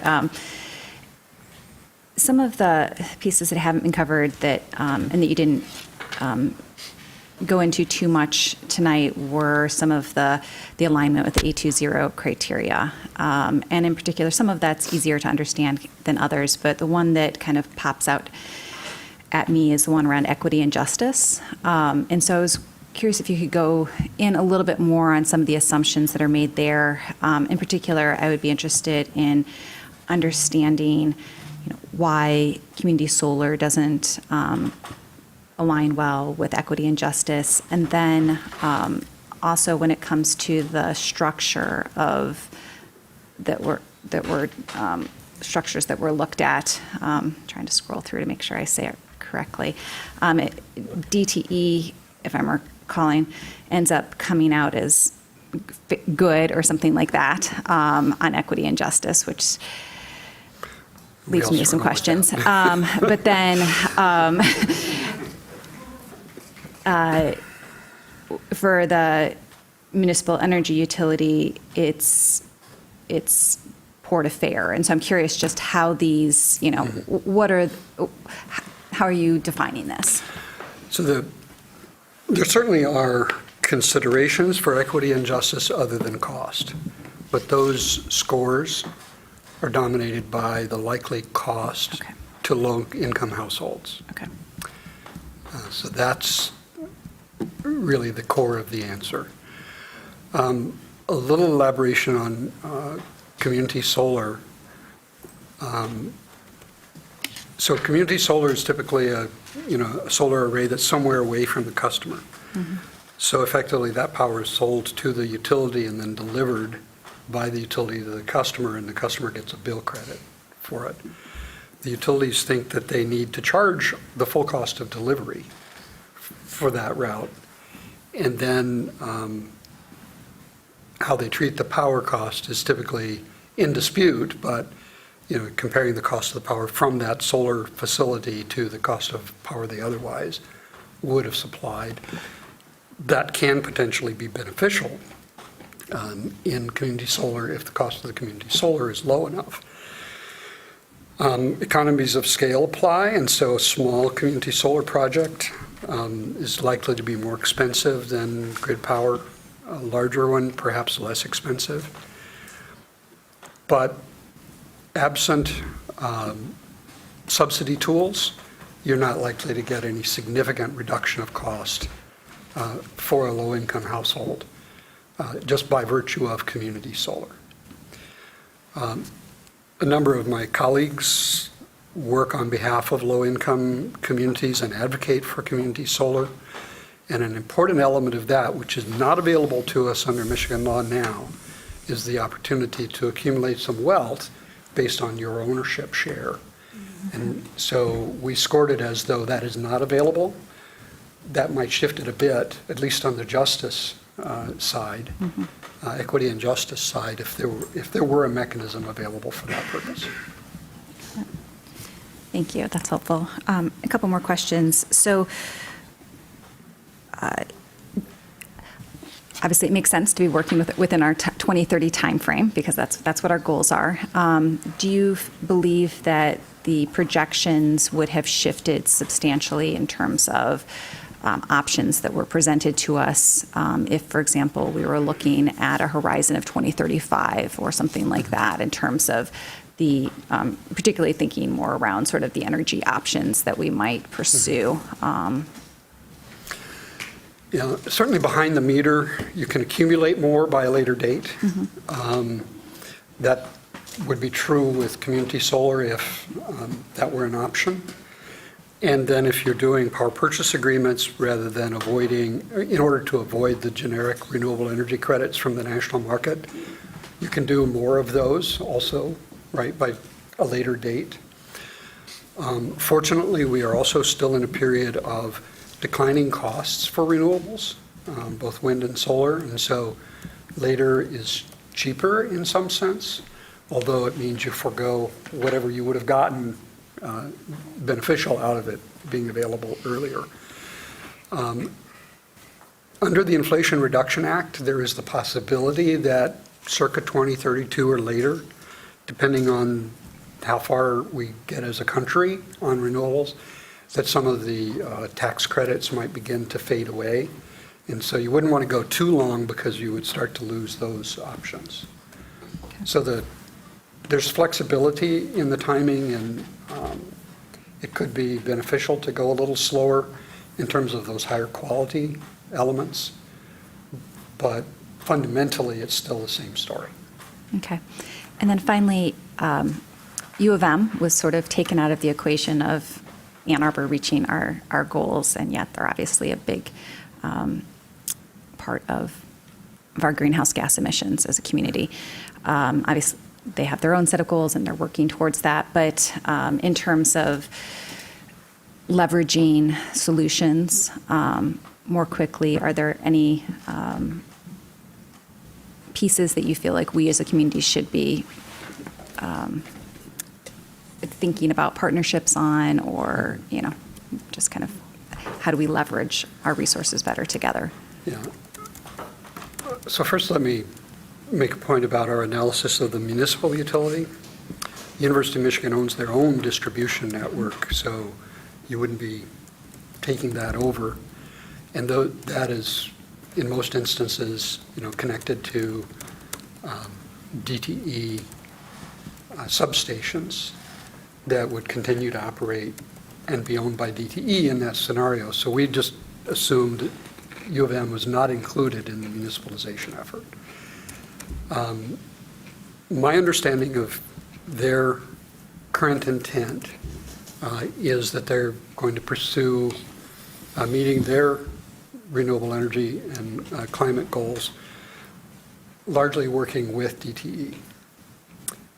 So participating in voluntary green pricing for some of the electricity and so on. I have not talked to them about that and studied it carefully. I know your city staff have done so much more so. Mm-hmm. But if they're doing it through DTE, there's not any great synergy. If they were going to undertake to have some projects of their own, then potentially joint projects could be of interest. It makes them larger, lower cost per unit, that kind of thing. Okay. Thank you. Councilmember Harrison. Thank you. Thank you, Councilmember Briggs. She actually asked the question I was going to ask. But I have a follow-up question. Under the municipalization or MAU option, you just spoke to why equity and justice received a poor and fair rating and what that means. You defined it as well, right, as low income? Is that what you're defining? Equity, justice? We didn't mean to limit it to low income, but that was, because cost was the consideration that drove the scoring, that would be its principal effect of concern. Okay. My follow-up question to that is, what solutions are there to mitigate those issues? And, do you know if there's any movement in the legislature to that you are aware of? It's a follow-up question to that question. Yeah. So there are a variety of ways that a utility can provide assistance to its low-income customers. In Michigan right now, companies like DTE, as a result of a requirement in state law from 2012 forward, provide essentially a break on their rates or on their bills. It's a fixed amount per month. And then that cost is spread to all of the other customers. A better method that has been done in a few states and that is recommended in the Michigan Climate Plan, My Healthy Climate Plan, is called a percentage of income payment plan, where essentially the bill is capped at a certain percentage of income. And the common number reference for that is 6% for combined electric and gas, so it's sort of the whole household energy bill, excluding transportation. There are pilot projects for percentage of income payment plans underway Rick Bunch has been one of the expert witnesses pushing for those in regulatory cases. And those pilots are 6 months to a year away from reports and results, and then the potential to have the Public Service Commission push that further. It could be done, in my view, under state law as a kind of universal solution, but implementation decisions would be utility by utility, so municipal utilities not regulated by the commission would have to decide to do that. And there are some concerns or limitations there under the Bolt decision about municipal finance, where if you charge other than the cost of service, you start to get some entanglements. So that would be a question mark that you should have if you tried to go forward with that under a municipal utility. And that's one of the reasons that there's a possibility of doing better with DTE than with a municipal utility right now.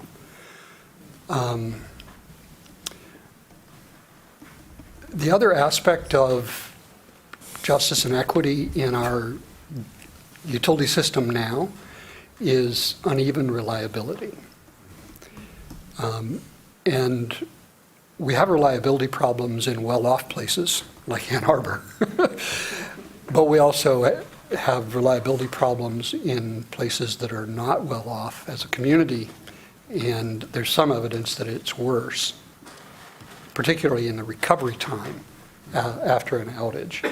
So there's an inequity there. But of course, you doing something in Ann Arbor doesn't really solve that problem, because it's in other communities that have it even worse. That's hard to believe, but yes. Was that a sufficient answer to your question? Yes. It could be, though, in parts of Ann Arbor, some areas Yeah. of the Ann Arbor community. It's Understood. It's not that all of Ann Arbor is, well, most of it, but there are pockets. So that does answer my question. Thank you. Councilmember Cornell. Thank you for answering all of our questions. You mentioned September 30th, the state would be receiving an assessment report from DTE. And I was curious, you mentioned Alma, go Scots, as having gone down the municipalization route and then abandoning their effort. And I wonder if, did they get to the point where they were able to do any sort of asset analysis to determine from DTE anything regarding improving reliability at all? Is there something we can borrow from them? First, it was consumers. That doesn't really affect your question, but just for clarity. It was quite some time ago. Rick, do you recall the date? It was 1995? Yeah. Okay. So any information would be outdated and for the wrong company. So that's one point. They pursued it far enough that there was this decision by the Federal Energy Regulatory Commission, but they didn't take it very much further. That decision wasn't particularly favorable, and there was heavy political pressure from consumers to abandon the cause, and they did. So it did not get, certainly, to a final answer about what they would have had to pay. Councilmember Ackman. Thank you. You said that cost was an important factor in the equity and justice rating, and I wonder if there was any attempt or if it's possible to incorporate the costs of status quo, for example, lost groceries, purchase of gas generators to build in individual resistance, hotel stays, emergency services provided by the city, damage to basements because sump pumps fail, all of those costs that we know people are incurring every time we have an outage. Is there some way to do that? So first, because we were comparing the municipal utility to DTE without reliability improvements, absent those reliability improvements, there wouldn't be a big change in any of those numbers. That said, I've done a fair amount of testimony on the costs of outages and the challenges that we have in Michigan because of the poor reliability from DTE and consumers. There is a body of literature on this, and it has been summarized a couple of times by researchers at Lawrence Berkeley National Laboratory. If you really want details, there are a bunch of equations around that. But as a general proposition, the average cost of an outage to a residential customer is on the order of $4 an hour of outage. It's actually, there's just a cost of the outage that's, modest, and then it depends on the duration. And then, of course, if you get to multiple days, it gets worse because you start getting into survival costs and some of the kinds of injury that you're talking about that don't happen in the first few hours. One of the deficiencies of the evidence in that literature is that almost all of it is for shorter outages. The original version was limited to 8 hours. The current version is nominally up to 24 hours, but the evidence is weak above about 16. And then when you get to multi-day outages like we have, there really is no econometric evidence of the costs that can be relied upon. I am sure it's higher than it is for those shorter outages. I'm also sure it's higher for more widespread outages. If you have an outage at your house, but your friend across town has power and you can go over there, that's much less injurious than if everybody in town is out and you just have to suffer. The last point I would make about those assessments is they have not treated low-income households differently. So if you're somebody like me, I've got some money in the bank, some lifetime wealth. If I suffer those kinds of losses, it's a monetary cost to me, but I don't have to experience all of the harms because I can go stay in a hotel or eat in a restaurant or whatever, the mitigation measure is. Someone that does not have the cash flow capability to pay for that mitigation has to suffer it, and therefore it's worse for them. And the evidence to date is very weak in its treatment of low-income households or communities in that respect. So I wanted to say all of that because I wanted to sort of understand the state of the art. But I can follow up with some calculations based on the outage experience in this area that would give you a notion of what outages cost the community. It's just that you can't expect that those will be fixed by any of the measures that we described, because our task was to look at how do you get to 100% renewables and what would it take to municipalize. Councilor Song.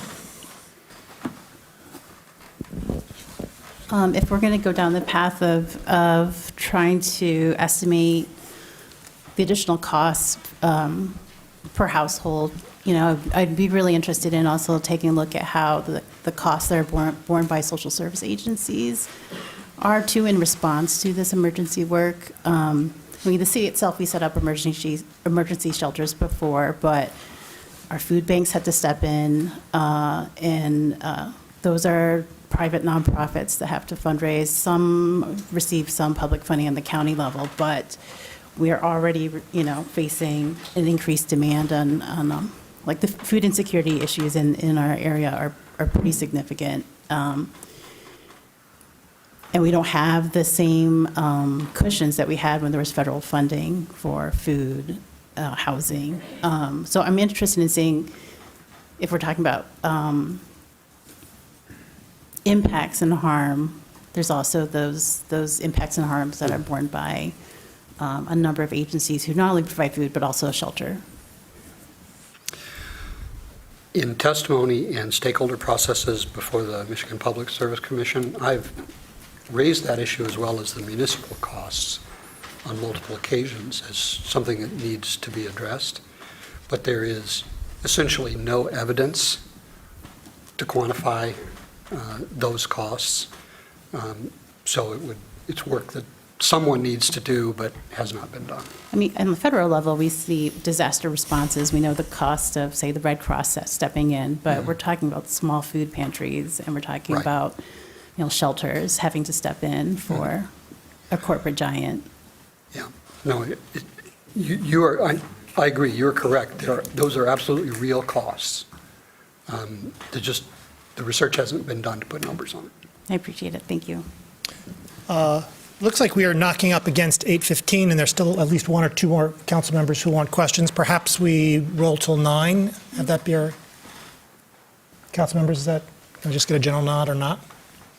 All right, let's cap it at 9 and see where we are at 9 if we're still talking. Councilmember Gaziodon. Thank you. This presentation has been super helpful.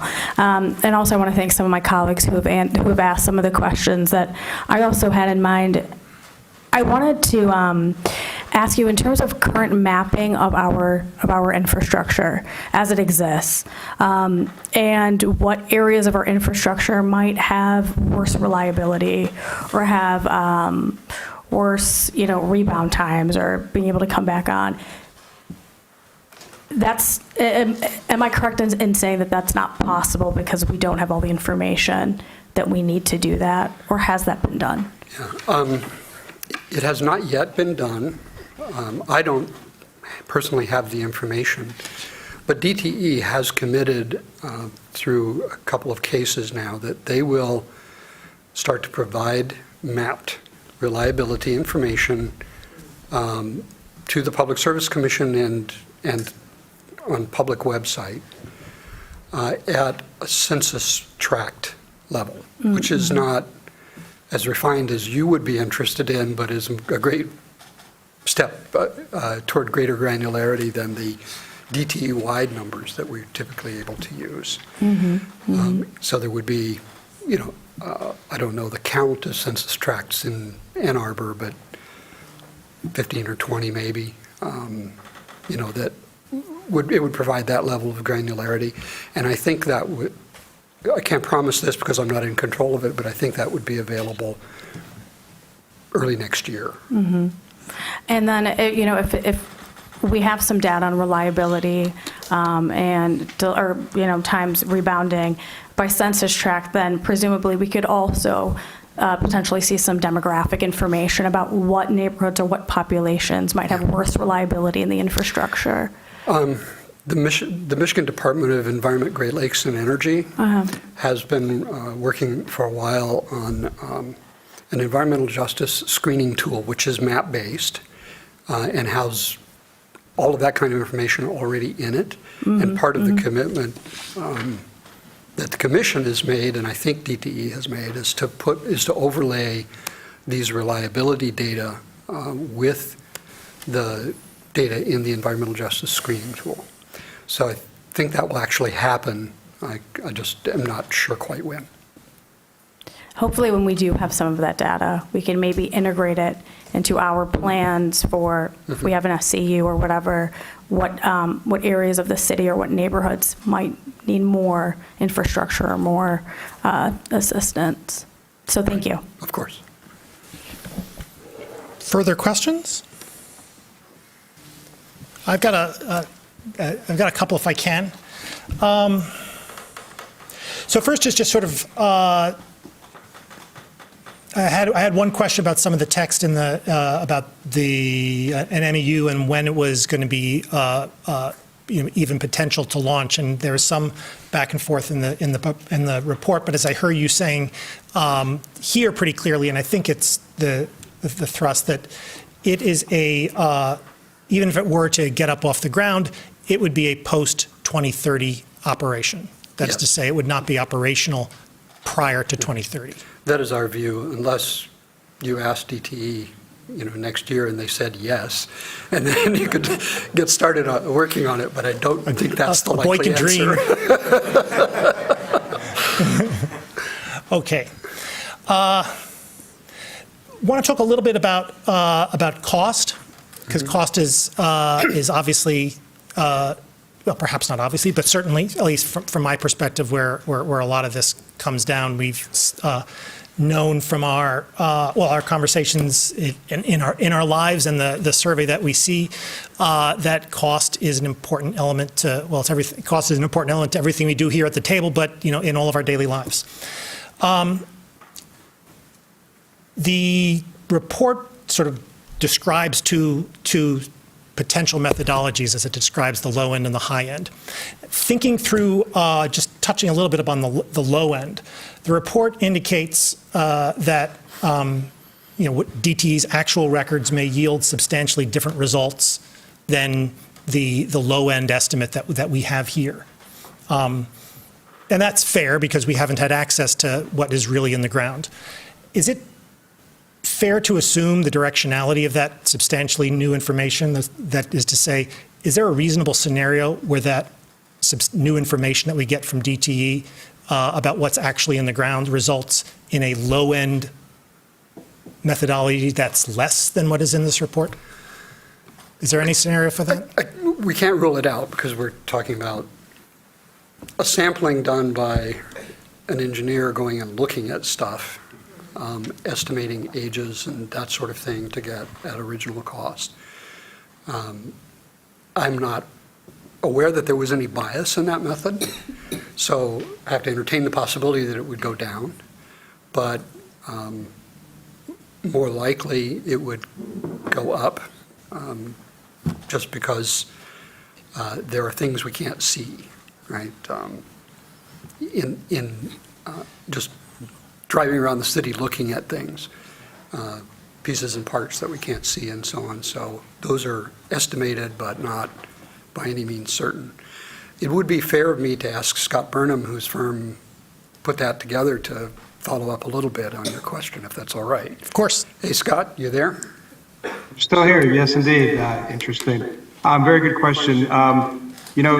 Like Douglas indicated, we took a sampling approach that was, we were in the field, or our engineer group was in the field for 3 or 4 days.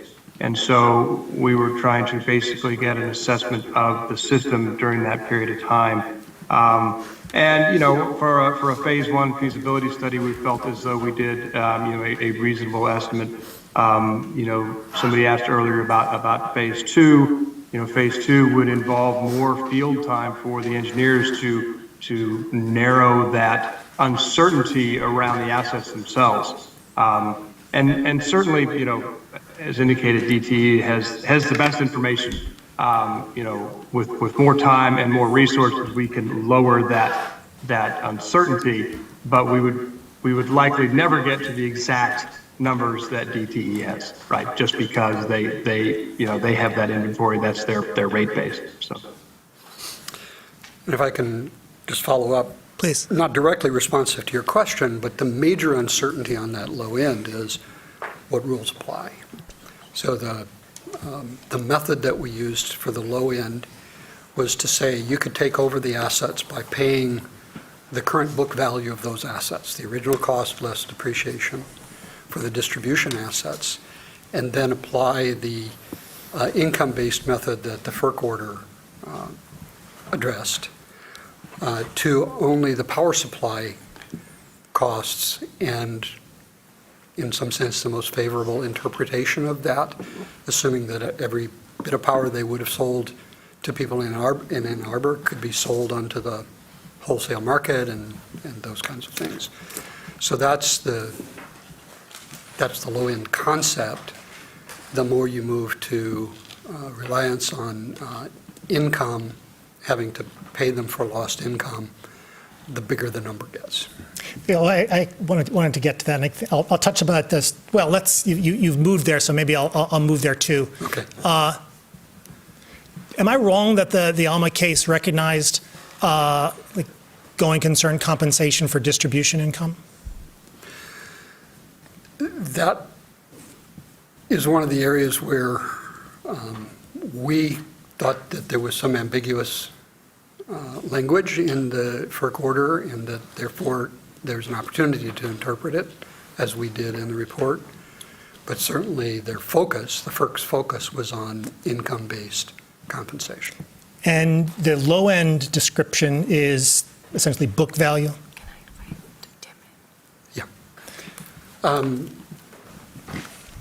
Yes, for the distribution system. And Missy just reminded me that we do have our attorneys that worked on the project on the call. So Tim, are you out there? Tim Lundgren? Yes, I am. Hey, so you want to correct me or extend my comments?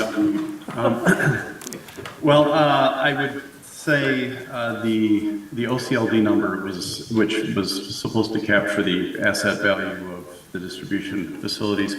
For purposes of the report on the low end, we used a 1.5 times that number. So it was higher than the simple asset value, which you did give some value for the revenue they would have acquired from owning those assets. Good correction, thank you. That's as to I think that was to my prior question. That wasn't as to my second question with respect to the case recognizing distribution income. Do you want to comment on that, Tim? Did you understand the question? This is Justin Elms. Hey, Justin. I'm here with Tim.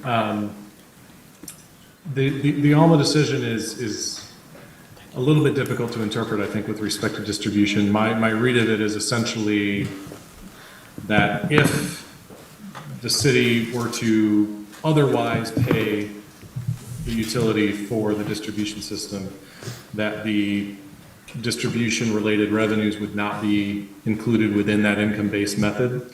But the decision was not particularly clear on exactly what that kind of, other compensation paid for distribution would necessarily be in order to.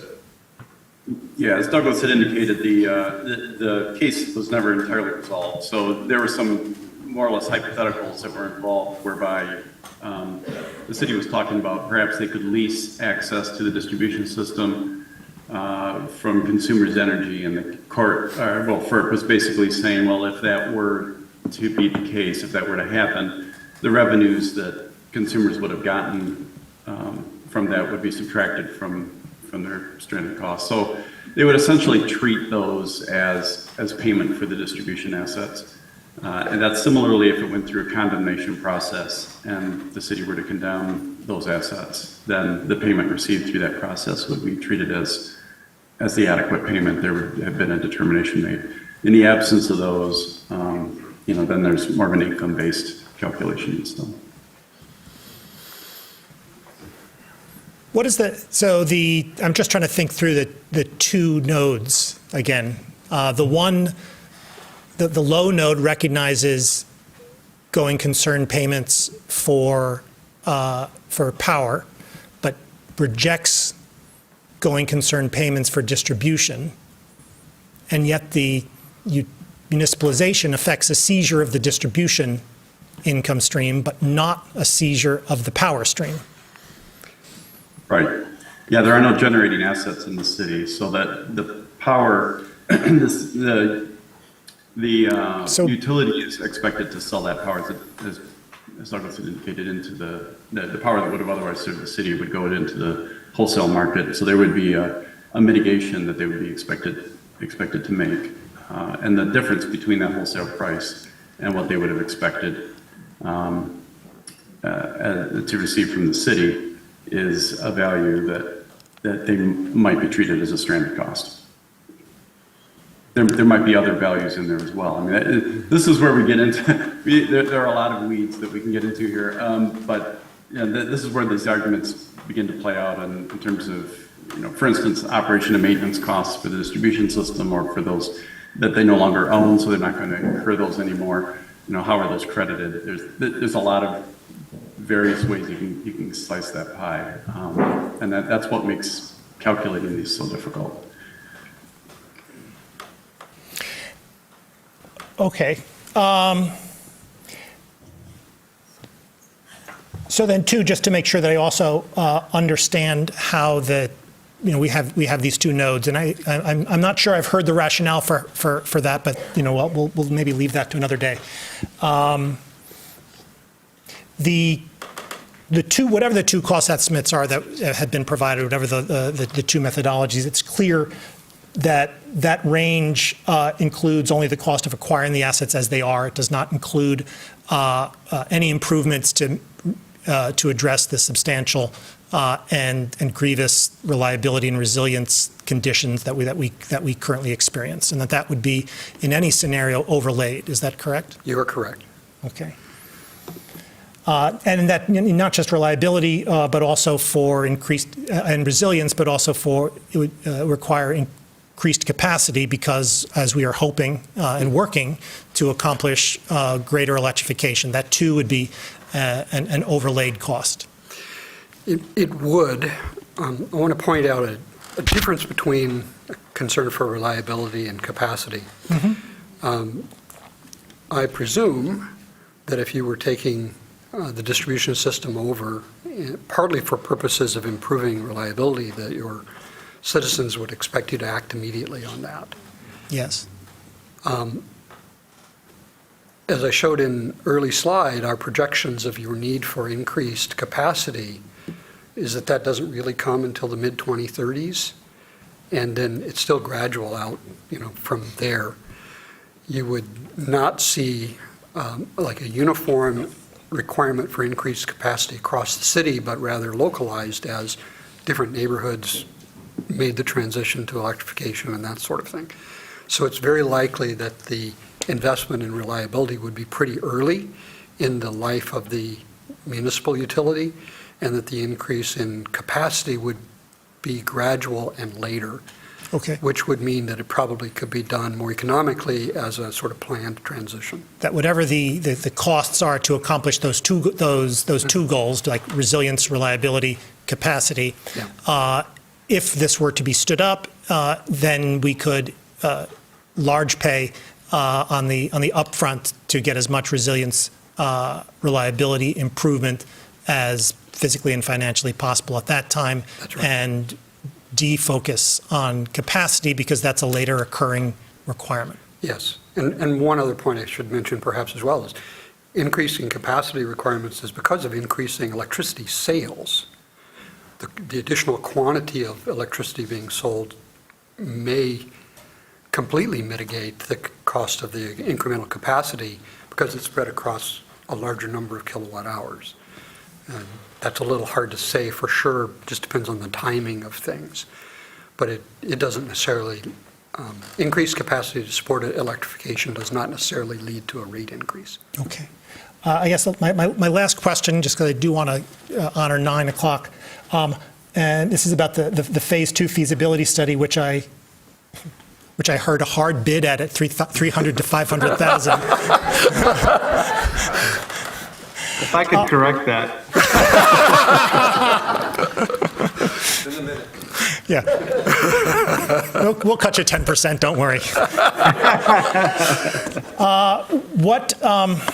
The Phase 2 feasibility study is going to would go further to characterize the costs of municipalization. That is, yes. So that would go further to characterize what I assume to be the cost, what it would cost us here in Ann Arbor to accomplish our reliability, resilience, and ultimately capacity increase. And by extension, just to emphasize, because I think it's clear that we all need to understand, or we all need to be on the same page, that would mean whatever the methodology, distribution income going concern or not, additional layered ratepayer cost. First, let me affirm the last point. Yes, additional ratepayer costs for the reliability improvements. Scott needs to speak for himself as to whether his estimate of firm or otherwise of the cost of a Phase 2 study includes any assessment of what it would cost to improve reliability. Phase 2 is perhaps a term of art, but it's what you define it to be when you're buying the service. So I'm not sure what he was assuming. You want to comment on that, Scott? Yeah, I would like to comment on that. First of all, I'd like to reiterate that this is an estimate. Obviously, I'm part of a team. Of course. I would need to, I cannot speak for the engineering folks. What I was envisioning relative to that range of cost there was really just more field work in terms of understanding the assets that are out there in the field, right? Like I said, we were out there for 3 to 4 days. We would presumably be out there for longer than that. And again, that's going to be a function of how much time and effort the engineer tells me how long it's going to take. And that the biggest driver, as we just spoke about, is clearly sort of the valuation methodology, which is a legal question. That phase 2 would not, the legal portion of this analysis was not necessarily within NewGen's capacity. So that would require them to give you an estimate on what that might be. But really it would be primarily to go to the field and reduce the uncertainty about the assets. So. And I got distracted briefly, but that includes. Did you address reliability and the cost needed for reliability improvements? No, it would not. No, it would not necessarily include to reliability, as Douglas indicated. We would need to look at what DTE's plan, and it sounds like that's coming out here in a few days. But really, you would need to come up with a distribution planning document specific for Ann Arbor, and you would need to go through and understand where the failures are occurring, why they're occurring. Is it a question of vegetation? Is it a question of capacity on the conductor? Is it a question of equipment failure due to age or whatever it may be? And that assessment would be a much larger effort than that, for sure. And I would be hesitant to even give you a range of dollars for that, given that I'm not an engineer. So. Yeah. If I can follow up, two points on that. First of all, the uncertainty about the legal principles that would apply to valuation, I don't think anyone on the team sees a path to reduce the uncertainty about that short of entering the legal process and having the jurisdictional authority sort it out. Second, on the question of improving reliability, because of concerns about the reliability problems and the projected costs provided by DTE and consumers for addressing those reliability issues, the Public Service Commission has initiated an audit of the distribution system, physical distribution systems and the distribution system management processes of those two utilities by an independent engineering firm. That contract began, by my recollection, late July, and is expected to produce results next year, mid-year. That is because the commission and the folks who intervene in the cases are not persuaded that we have a proper understanding of why we have the reliability problems we do, and therefore what the costs are to fix them in the most cost-effective way. That audit will also certainly be based on sampling. It will not be a comprehensive, detailed study of Ann Arbor. But it will likely be useful in understanding what kinds of things are at the root of the problems, and therefore what kinds of things might need to be done here in Ann Arbor. So while that is not immediate, it may be helpful to wait until that audit is available and take the learnings from it as the basis for any further study specific to Ann Arbor. Understood. Thank you. I know Mr. Mahoney and Dr. Stultz had a quick and then call it a day. Oh, I'm sorry. Can I ask one question? Yeah. We're past time. I see no objections from the table. Councilmember. Thank you. Appreciate that. So the one question I have is on the both 1 year and 20-year financial outcome slides, the average kind of rate and costs. I get two recommendations out of the analysis, which is move forward with an SEU and pursue phase 2 of feasibility. do these costs factor in? Obviously, we're looking at years out for an actual, if we were to pursue this, actually acquiring the assets. If we were to move forward with an SCU and we have substantial assets at that point, obviously the goal would not be to have two separate municipal utilities running at the same time.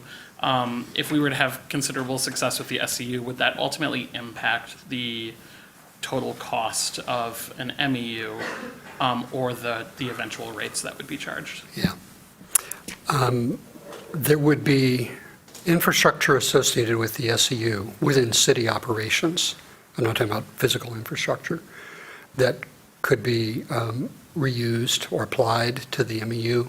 So there'd be some operating costs that would be redundant and you could avoid. But the major costs for acquiring the assets and then managing those would not be significantly affected by the availability of the SEU.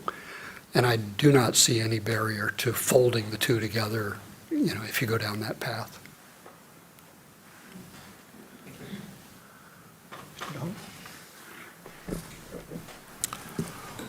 I'll try to be coherent in my question for you. In conducting the analysis, do you factor a city's growth at all? And the reason I'm asking that question, this city has made an intentional decision to embrace growth, to seek densification, to allow vertical construction, to seek light industrial, to seek more commercialization. So more users. And when you're talking about capacity, and then you have, well, this particular use can't be supported by the current grid capacity, do you factor in the growth of a community in determining cost or the spread of cost or the impact on the system? In the analyses that we present in the report, we did not assume material growth of the city. But the models that we will be providing to your staff make it possible to do that. The answer can be had. I don't have it for you. So I just wanted to end by thanking the team for the presentation, reconfirming that this is not staff's recommendation. We have a lot of work to do here, and this is dense.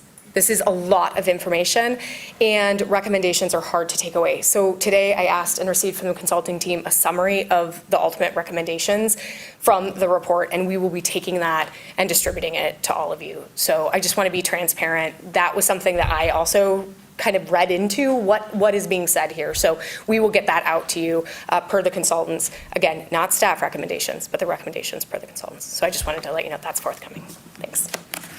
Thank you. And I'd like to echo, thank you to you and to everyone, both in the room and in the cloud for the work done and getting us here to this point so we can work on what to do next. So thank you. We now come to public comment general time. Public comment general time is an opportunity for members of the public to speak to council and the community about matters of municipal interest. To speak at public comment general time, one need not have signed up in advance. Speakers have 3 minutes in which to speak, so please, both in-house and online, pay close attention to the time. Speakers in all instances will be notified when 30 seconds are remaining, either by the timer or our clerk. When your time is expired, please conclude your remarks and cede the floor. Is there anyone in-house who would like to speak at public comment? People do not need to raise their hand. It is just a walk-on up to the podium, and when people have stopped walking, then we'll move on to online. But until then, is there anyone who'd like to speak at public comment?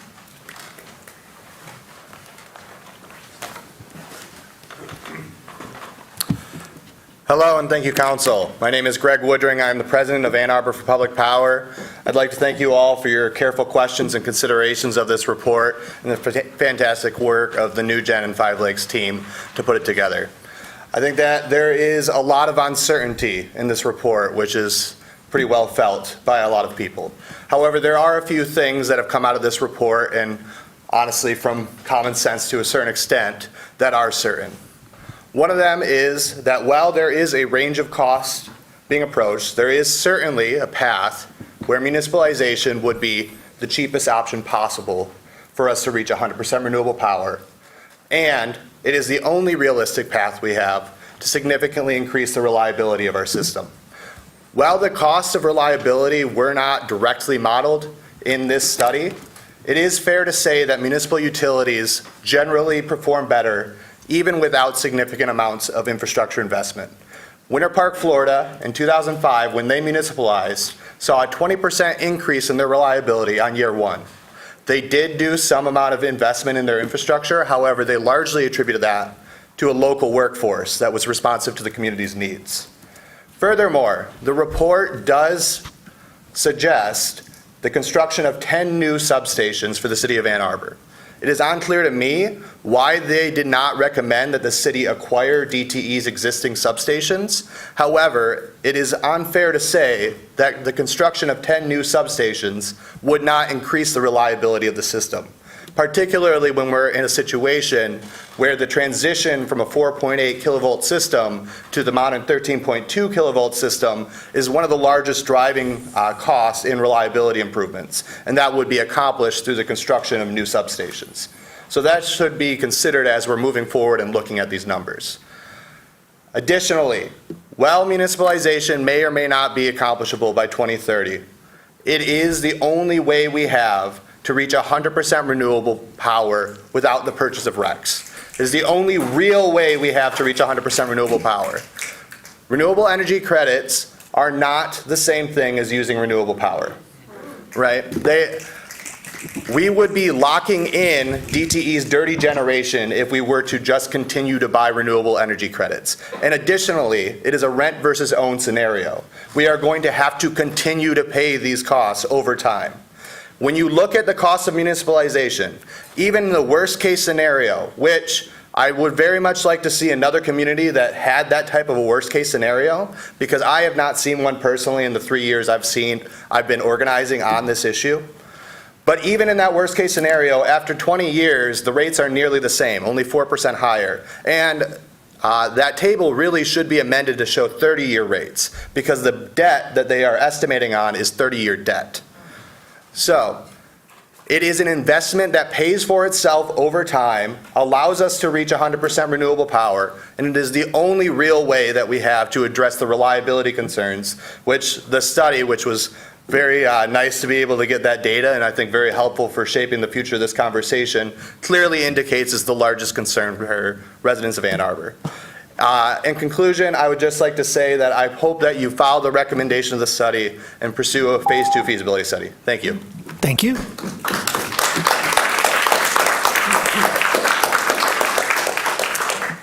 Hi, my name is Milt Baker. I live at 628 Green Road on the northeast side of Ann Arbor, and thank you for the opportunity to speak to council tonight. For the past 30 years, I have lived on the northeast side of Ann Arbor, and we've always had poor electrical reliability, and it's getting worse. Last year, we had 8 major power failures. Software we have now has shown us that we've had 17 power interruptions since the beginning of the year, albeit some of them are short. Some are during storm events, as we all know, but an increasing number are due to good weather. We've had numerous contacts with DTE and the Michigan Public Service Commission, and we really haven't had any improvement in reliability. No surprise to anybody here. And lack of electrical reliability is one of the hottest topics on Nextdoor.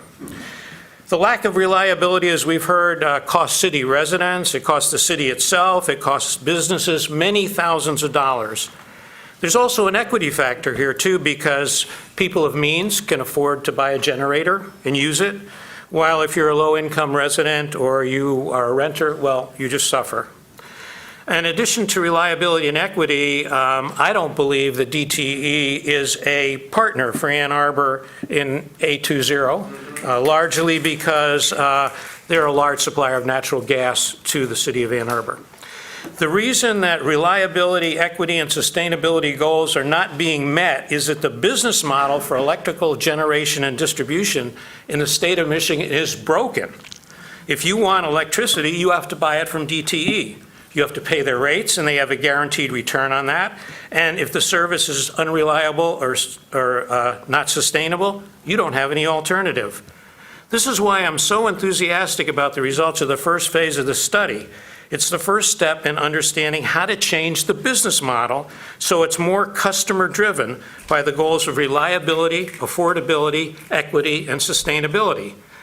I urge you to support the next phase of this study so we can get a clearer picture of the political and economic landscape so Ann Arbor citizens can potentially get more affordable, reliable, and sustainable electricity. Thank you for your time and attention. Thank you.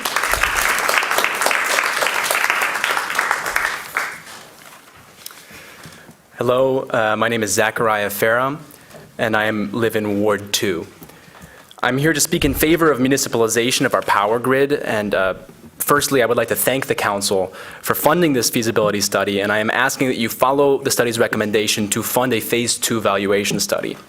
Now, a big part of this study involved evaluating the possible costs of acquiring our grid from DTE. But for a moment, I'd like to talk about the costs that weren't discussed in this study, that some brought up. The economic losses due to DTE's disinvestment are enormous. Every time our power goes out, as you know, residents lose food, they lose medicine, they can't do remote work, and in many cases, they can't power their medical devices. To quote State Senator Jeff Irwin, we are already paying for DTE's grid today. Many of these costs that I'm talking about are impossible to quantify. How do you put a price tag on the many school days canceled this year alone due to the DTE outages? What's the value of a beloved family pet? Every year since I moved here, I've seen an article, at least one article, about pets that were electrocuted to death by downed DTE lines. And most importantly, what is the value of a human life? And I'm not just talking about the multiple fatalities that occur every year because of DTE's greed and negligence. I'm also talking about how DTE has repeatedly chosen climate denial and greenwashing over serious action and continues to do so. And as you know, DTE is one of the dirtiest utilities in the entire country. They have been strangling the future of my generation for decades. And all the while, they greenwash their record, unfortunately, often using government platforms to do so. I hope you would agree that my life and the lives of those in my generation are very valuable. And I'm asking you now to show that you actually believe this, not just through rhetoric, but through action. The choice before you is an extremely important one. You can choose the option of climate action. You can follow the recommendation to swiftly go forward with a phase 2 study. Or you can choose the option that politicians have chosen my entire life. That's the option of delay, of half measures, of apathy and agnosticism. I know that my generation simply cannot afford that. We cannot afford any more of DTE's dirty power. I urge you to be climate champions in this moment and follow the study's recommendation to support the SEU, quickly fund a phase 2 study, and support full public power. Thank you. Thank you.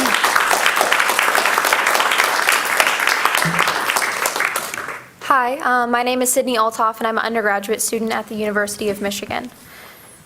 I just want to come to you today and say that if you're wary of public power because of the 2030 goal, then you are stalling. We're tired of hearing about goals without any real action. We hear the 2030 number over and over and over. I hear the Ann Arbor goals over and over. But what's being done to get us there? We either sit here and do nothing, or we move forward with municipal power. As a student at the University of Michigan, I support the municipalization of the power in Ann Arbor. We are hit even harder as students because, as we saw with the GEO strikes, students are food insecure, barely affording rents, and a seemingly small loss is an even bigger proportion of our limited income and limited ability to work. I'm trying to get a degree, study, and find a job, not worry about losing my housing and food every time the power goes out. So take a stance and choose it now and move forward with Ann Arbor public power. Thank you. Thank you. Hi, my name's Lisa Carey Harrell. I'm a Pittsfield Township resident, former Ann Arbor resident for over 25 years. I just left the city 2 years ago. A few points before I make my statement were the first 6 cities to actually achieve 100% renewables did so with public power. It's a proven way to achieve the ultimate goal we're seeking. Second point is council has spoken up in the past against racist corporations, even led rallies that we all participated in. I urge us to not pick and choose who's a bad actor, but call them all out. And my third point is to another council member's point of nonprofits bearing the cost, is that FEMA rules allow for the distribution and allocation of funds to municipal utilities. They do not allocate funds towards non-municipal utilities. So if we proceed and have a municipal utility, FEMA money would be there for us on the table to account for some of those losses.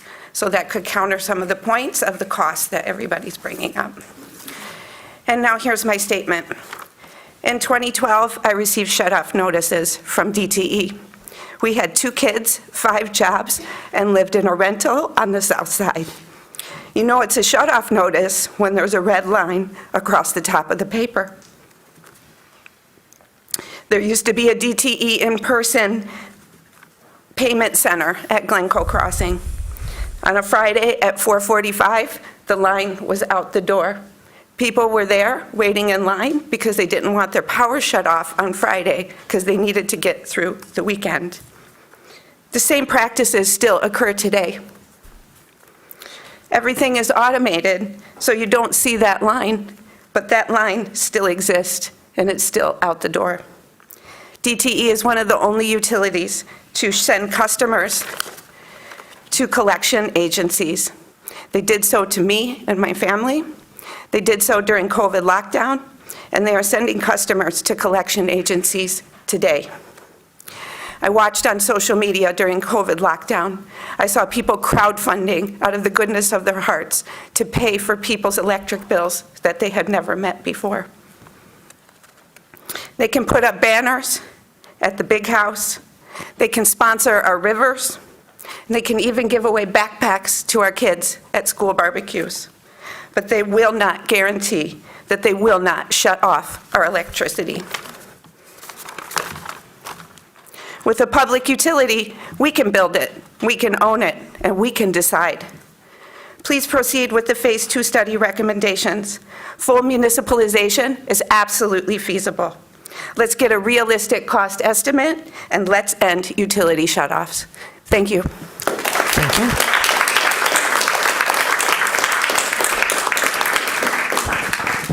Thank you.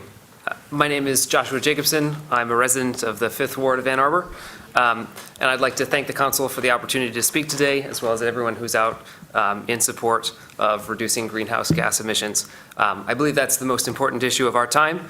And I think there's lots of interesting ideas and possibilities as a part of that study. But I'd like to touch on one key piece that the study said it could not evaluate, and that's resilience. Resilience was rated the #1 issue in our community, as we saw earlier today. And if you take a walk through Ann Arbor, like I have, during the course of one of our many recent power outages, you'll notice a constant low-frequency hum of thousands of gas-powered generators running throughout the city. We're burning fossil fuels in our own backyards, and I think that's contrary to our goals as a part of A20 and prevents us from getting to 100% renewable energy by 2030. That also represents an additional expense for members of the community who can't afford to own and operate a generator. And it goes against the A20 criteria of equity for those who can't. Behind-the-meter photovoltaic and battery storage and an SEU decreases our carbon footprint in the event of reliability outages, but it's still fundamentally an individual solution to what is a community problem. And it doesn't help with the cost in that instance. In my view, there's only one solution for reliability, and that's municipalization. According to the study on page 150 of the recommendations, it has the best long-term potential for what we need in this community. It removes DTE from every decision that we're making going forward with regard to the climate. And that affects us in numerous ways. It gets rid of an entity that's concerned only with profit. I'm not going to say that DTE is evil or that the people that work there are bad, but they have a fiduciary duty to their shareholders, and they are legally responsible to act in the interest of profit at every time. We've seen how this plays out. They've lobbied against net metering. They knowingly slowed solar adoption by decreasing the amount that people were getting paid for solar installations, and they framed it as a solar versus non-solar households and who is subsidizing who. That money could have came out of the $6 billion of profit that DTE took last year that did not need to be debated between who has solar on their roofs and who doesn't. I know that a lot of people agree and support the idea of municipalization, but may have some reservations about it being a, quote, risky pathway. But I want to be clear that there's substantial risks with every plan that we have in motion at this point, especially with business as usual. DTE's plan is slow and it's overly dependent on natural gas, which is still a fossil fuel despite what their marketing might claim. And the business as usual model depends on DTE doing their best to stay with their climate initiatives, which we know they have had trouble doing in the past. Microgrids, community solar, and SEU are all great ideas and are an important first step in doing this transition, but they have some uncertain legalities and will require fights at the state level. And there's also a somewhat uncommon model there. In conclusion, please follow the recommendations of the feasibility study and Commission Phase 2. Thank you. Thank you. Good evening, Mayor and Council. Thank you for all the work that's gotten us to here. And now let us boldly go forth on the next steps. My name is Dr. Lauren Sargent. I'm a 3rd Ward resident and a co-founder of Washtenaw 350, one of the original partners in the A20 plan. Came for climate, staying for equity, justice, and a future. The feasibility study and related options analysis that you are going to be examining in the weeks ahead are largely looking at costs and rates. What is not examined is the mounting costs of unreliable electricity that we've all been experiencing with greater frequency. Some of these costs are direct and painful. Lost food and medicine, damaged appliances, impaired ability to work from home, tremendous strain on residents with medical needs and disabilities, inability to pump or store breast milk, difficulty caring for pets, canceled school when so many children are still trying to make up for the pandemic-related challenges. That's just to name a few. How many have purchased gas generators, which take us backward on our A20 goal of 100% renewable energy? Then there's the psychic cost. How many of you have power outage PTSD? Fear that every storm or breeze will result in yet another prolonged power outage. Raise your hand. I hope that in evaluating the studies by Five Lakes and NewGen, you will both carefully weigh the findings in these reports and also consider the increasingly clear imperative to face the worsening DTE reliability crisis. If we're going to avoid the worst ravages of the climate crisis that is bearing down on us, we must electrify everything and power it with renewables and efficiency. A reliable, modernized, and well-maintained distribution grid is fundamental to this project. DTE, in the meantime, has bragged to their shareholders that they saved close to $1 billion in deferred maintenance. We've seen that DTE is not up to the task. They privilege their fiduciary responsibility to shareholders over supplying reliable and affordable electricity and have no plans to meet our A20 goals in real terms. Failing to fix the distribution infrastructure is not an option.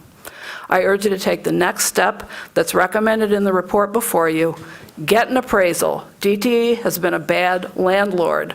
We can buy the house on a 30-year bond, fix the roof and the plumbing, and own a nice place instead of paying ever-increasing rent. Thank you.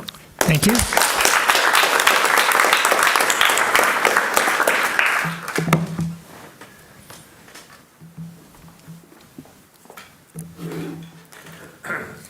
My name's Don Lee. I'm the Executive Director of Ann Arbor for Public Power, and I just want to thank you all for your work on this feasibility study and getting us to the point where we are now.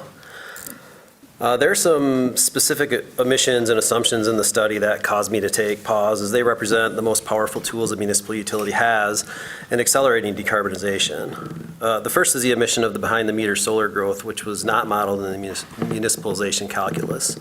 The second is the assumption that community solar is less cost-effective and less equitable than DTE's offering of voluntary green pricing, otherwise known as My Green Power. The following can occur on day one of municipalization. The community can decide where and how much renewable energy is deployed. Residents and business owners will be empowered to take advantage of generous federal incentives and invest in systems that can meet their load demands without limits and have the freedom to produce surplus energy. Ann Arbor will make the rules about fair compensation for surplus energy, ending the unfair competitive practices of DTE while bolstering the development of a resilient, renewable, community-owned energy system. While community solar is not legal under Michigan law within IOU territories, an MEU can contract and build as much community solar as space provides without the need for any third-party ownership, because the community owns the utility and the utility runs the business. The city can set rates, ensuring those without their own roofs, those who are economically vulnerable, those facing other obstacles can enjoy the benefits of affordable renewable energy, while the revenue from ratepayers is returned to the utility. The community can prioritize where investment in electrical infrastructure is made, immediately addressing reliability concerns.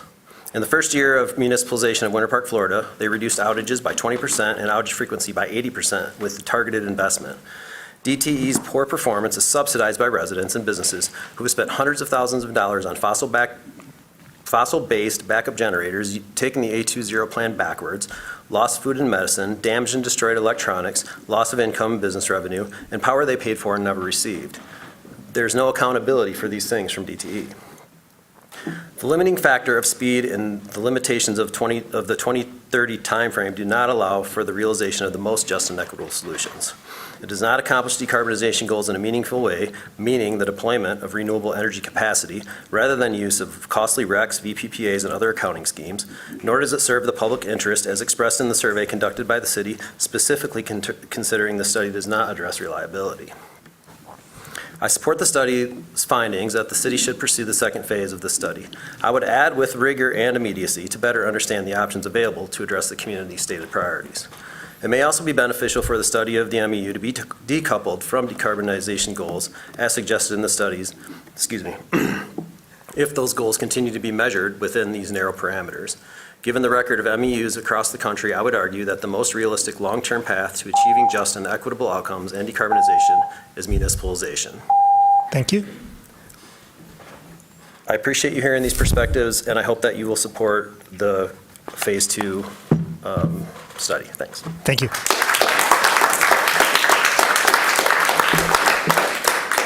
Good evening. My name is Daniel Parnell McCarter. I currently live in Scioto Township, but I love Ann Arbor, and I've lived in the city for much of the last 15 years. There are lots of reasons to support public power. I would like to speak a little bit about, just from my own experience as someone with asthma, about an air quality and public health lens. As you might know, DTE is one of the worst polluters in the entire country. It has an F grade from the Sierra Club. The people who often suffer the most because of DTE are people in Detroit and downriver communities who experience a lot of the impacts of air quality problems on top of all the other challenges that disproportionately low-income people already face. While I'm glad that DTE, under pressure, is going to be moving away from coal in the next almost a decade from now, unfortunately, they're just moving from one fossil fuel primarily to another. Moving from coal to gas is exchanging one set of problems for another set of problems. A lot of gas comes from fracking. This has harmful effects on air quality, water quality. A study recently came out showing that children who live near fracking have higher rates of leukemia. So this is not a long-term solution for us. Our utility bills should not go towards this sort of activity. Solely relying on renewable energy credits is a missed opportunity to actually disrupt DTE's corrupt power. Oftentimes people feel helpless in our day and age because we see giant corporations getting away with so much harm to our earth, to our health, to our lives. And I believe that Ann Arbor has a great opportunity to prove the cynics wrong, to prove that actually the people can win. Thank you. Thank you. Hello, my name is Brendan Ireland. I'm an electrical engineering major at the University of Michigan. I'm studying power systems and I'm going to work in renewable energy. So I thought I'd just give some thoughts about the presentation of the study. The first thing I wanted to talk about is just like what it means to have a resilient power system. And the main important part of that is like redundant infrastructure, having a redundant distribution system so that when one line fails, other lines can be in place so that it doesn't actually result in an outage. Like a lot of people have mentioned, DTE's responsibility to its shareholders to produce profit means it doesn't want to cut into those and increase those overhead costs in order to build redundant infrastructure. When Ann Arbor owns and operates the transmission lines, it can make those upgrades to increase redundancy and reduce the possibility of an outage, especially as large storms like the one that happened just a month ago will increase over the next few decades. It's important to plan for that. The second thing that's needed is up-to-date infrastructure, right? It's no secret that DTE is slow to replace infrastructure that ages. They cut lots of field staff a few years ago, and because that also increases overhead and impacts their profits. When you have a utility that is owned and operated and worked by the people who live within the city, it can more effectively identify infrastructure that is aging and in need of repair. If someone just sees, a line that's about to fall, like a lot in Ann Arbor, they get weighed down by all those shoes, and they can identify that and adequately mobilize to replace it. And finally, you need a decentralized grid. Obviously, the SEU does a lot of distributed resources, which is great that it's building, but you have to update the transmission infrastructure if you're going to integrate those things, as I'm sure you all already know. Power was made to flow one way in a grid, so you have to do a lot of upgrades in order to get that back and forth flow. And it's the systems, as they're built, really aren't designed for an effective distribution of resources spread out around homes. So there's a reason that DTE has that solar cap, right? It's because they know that they'll need to update the infrastructure if they promote people from increasing their solar on their homes. So when we operate and own the infrastructure, we can more effectively build those up. Buying RECs don't increase resiliency. Creating SEU obviously helps, but if you're not actually owning and operating that infrastructure, you're not going to be able to make the sufficient upgrades. Please fund the next phase of this study and pursue municipalization. Thanks. Thank you.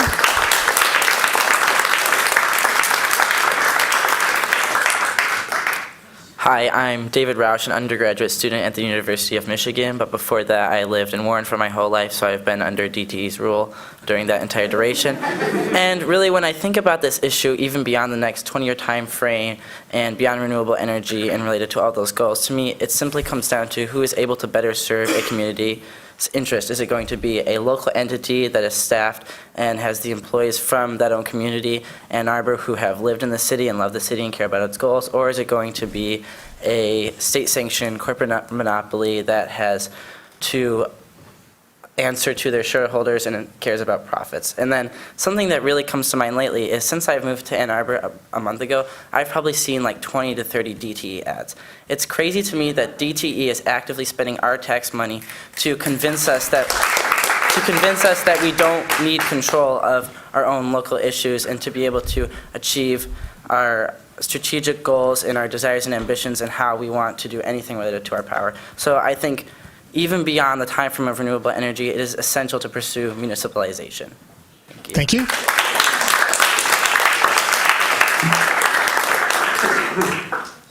Hi, my name is Sanaya Hoskade, and I'm a first-year undergraduate student at the University of Michigan.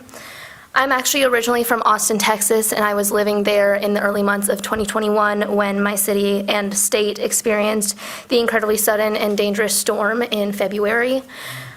This storm is a direct consequence of climate change, and it will only get worse from now. All around me during the storm, I watched as my family and other families in my neighborhood and around the state experienced really long, almost 6-day-long power outages and heat outages due to the fact that the Texas grid is privately owned and therefore grossly unregulated and unreliable. I also watched as politicians in our state flew their kids to Florida and didn't even care about the lives of their citizenry. I would hate to see the elected officials and the citizens of Ann Arbor suffer the same consequences in this new city that I am now a member of, a proud community member of. And for that reason, I strongly urge you to take the next steps toward municipalization. The power to create a better future for my generation and for future generations is in your hands. Thank you. Thank you.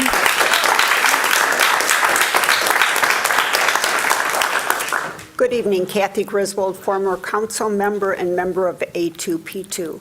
I hope you've been impressed tonight by the passion and the expertise of speakers from A2P2.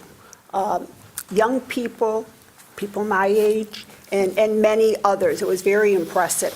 So I'm not going to take a lot of time because most of it's already been said. But what I want to point out is that this is a very complex problem, and that has been stated by some council members tonight. But we have leaders who are experts in this field who support A2P2. Yusuf Rabi, a former state representative. Jeff Irwin, state senator for the 15th district. Michelle Dietrich, founder and chair of the DNC Climate Council. We can look to these people for leadership and for help in finding a solution for Ann Arbor. And I just want to say that I worked directly with Yusuf Rabi and Jeff Irwin when the city struggled to get rapid rectangular flashing beacons on Huron near Thayer, which was the site of a critical injury accident. It was also the site of very unreliable DTE streetlights in that area that contributed significantly to the crash. But it was Yusuf Rabi and Jeff Irwin that worked with MDOT and expedited that solution. And I would see them working with the city of Ann Arbor to find a solution for our climate crisis. Thank you. Thank you.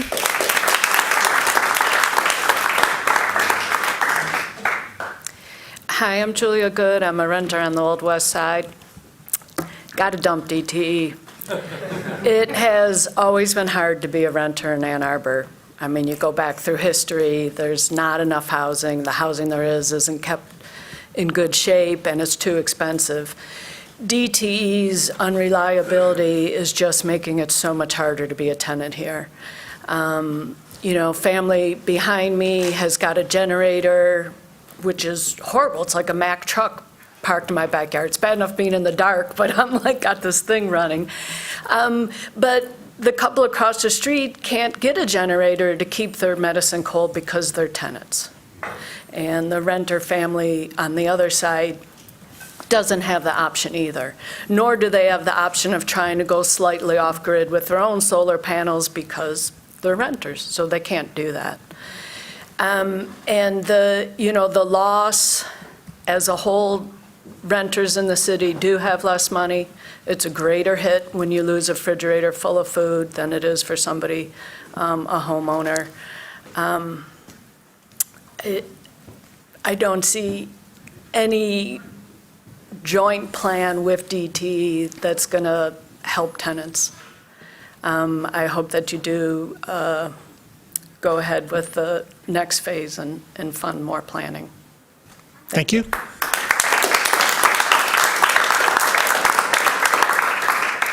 My name is Alex Goman. I'm a renter in the 4th Ward. I just moved back to Ann Arbor about a year ago. I was living in Minnesota for a few years before that. I'm floored by the number of multi-day outages I've encountered. It seems like all the people in this room are, we're all for moving in the right direction. Green energy, great. Municipalization, wonderful. Sticking it to DTE, yes. All I'm hearing is that it's all going to take a long time, and I shudder to think how many multi-day outages I'm going to experience. I was like, I get to move back to Ann Arbor. Great. I finally arrived, and I'm just like, part of that is now going to be experiencing inevitable multi-day outages. So I doubt there's a quick address as simple as figuring out which branches need to be trimmed in the next year or two while we wait for all these amazing long-term things. But I'd love it if somebody could just look into that too. Thank you. Thank you.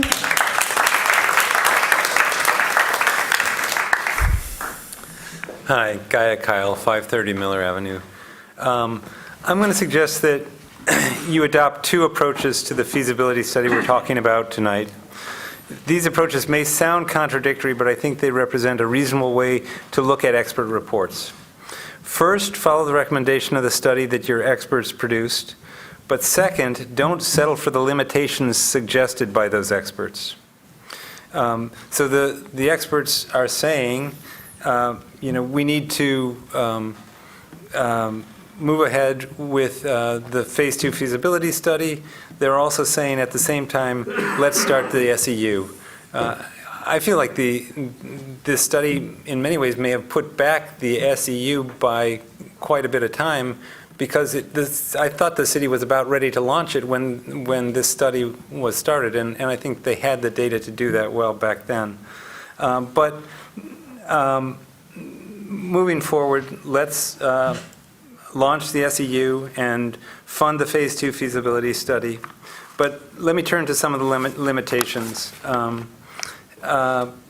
First of all, in terms of the feasibility study, suggests that it's unlikely that the municipal utility can be established by 2030 to justify this claim. They refer to a report conducted for DC that looked at 4 case studies. But one of those case studies, Winter Park, Florida, was able to municipalize in 2 years. That's not a 6-year off kind of venture. And another, Jefferson County in Washington, didn't even have to go to court about it. They settled with the utility. We don't know how long it's going to take until we enter into that process, but I think we shouldn't limit ourselves to this notion that it has to be, longer than the 2030 date. The other thing, another limitation is the limitations that they presented around what could happen with a SEU. They suggested 10% of the city's electricity could come from the SEU by 2030. But we know that as much as 30% of the city's energy, there's a capacity for that. And so we should set higher bars for that too, and not limit ourselves to just the 10%.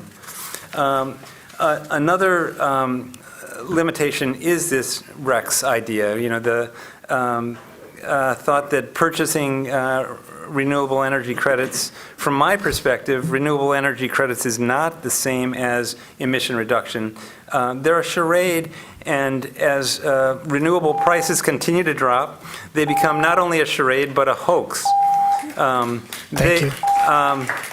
There may have been a time where renewable energy credits promoted the development of renewable energy projects, but currently renewable energy sources are the most affordable source of electricity.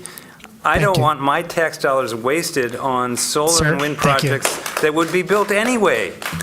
Sir, thank you. Your time's up, I'm afraid. Thank you much. I thought the beep was 30 seconds left to go. I'm afraid not. The change of light was 30 seconds to go. Oh, okay.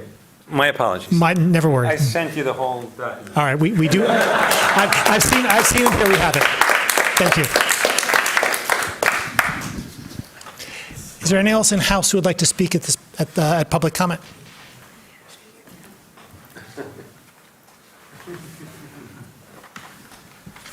Thank you, Mayor Taylor. Ken Garber, 2nd Ward.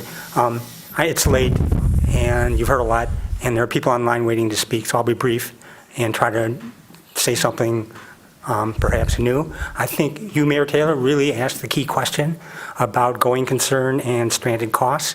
That really is where the distance is between the low and the high estimate that we see in this report from Five Lakes and Nugent.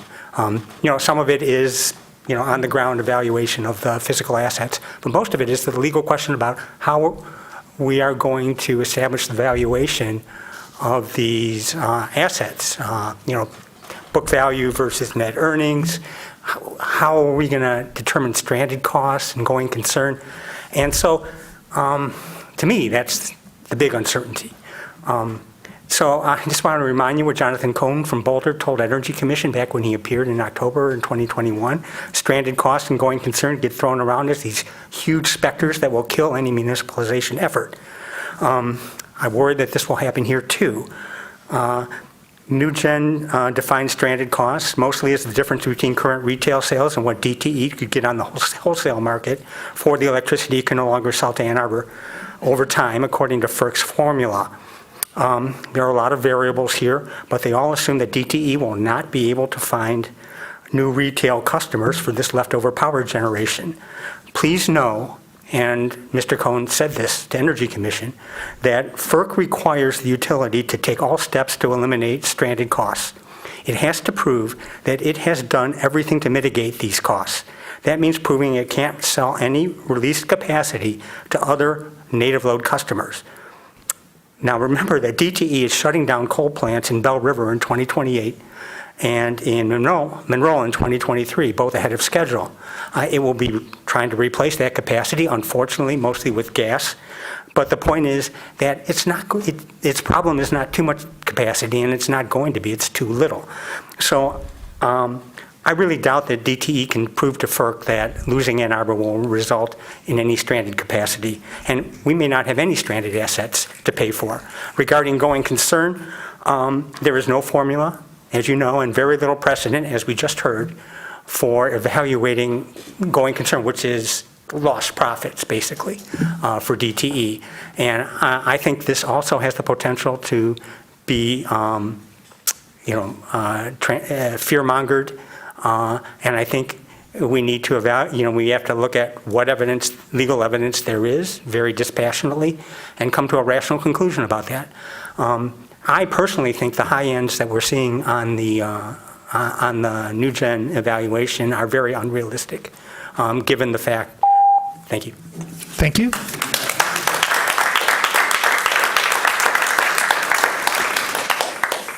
Is there anyone else in House who'd like to speak at this public at public comment?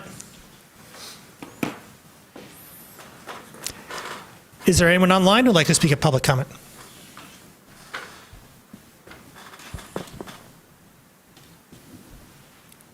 Mayor, I do not see anyone with their hand raised.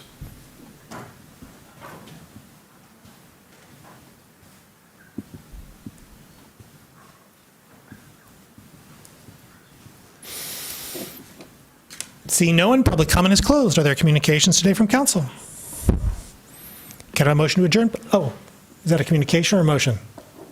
I just wanted to briefly thank everybody for coming out and speaking tonight. I know that this has been an issue of huge community interest for a long time. We've been talking about it at Energy Commission at this table and at events throughout the community. And so thank you for coming out and speaking out. And obviously, this is the beginning of this conversation for us, as it was a pretty hefty report for us to get into and to dive into and ask more questions about.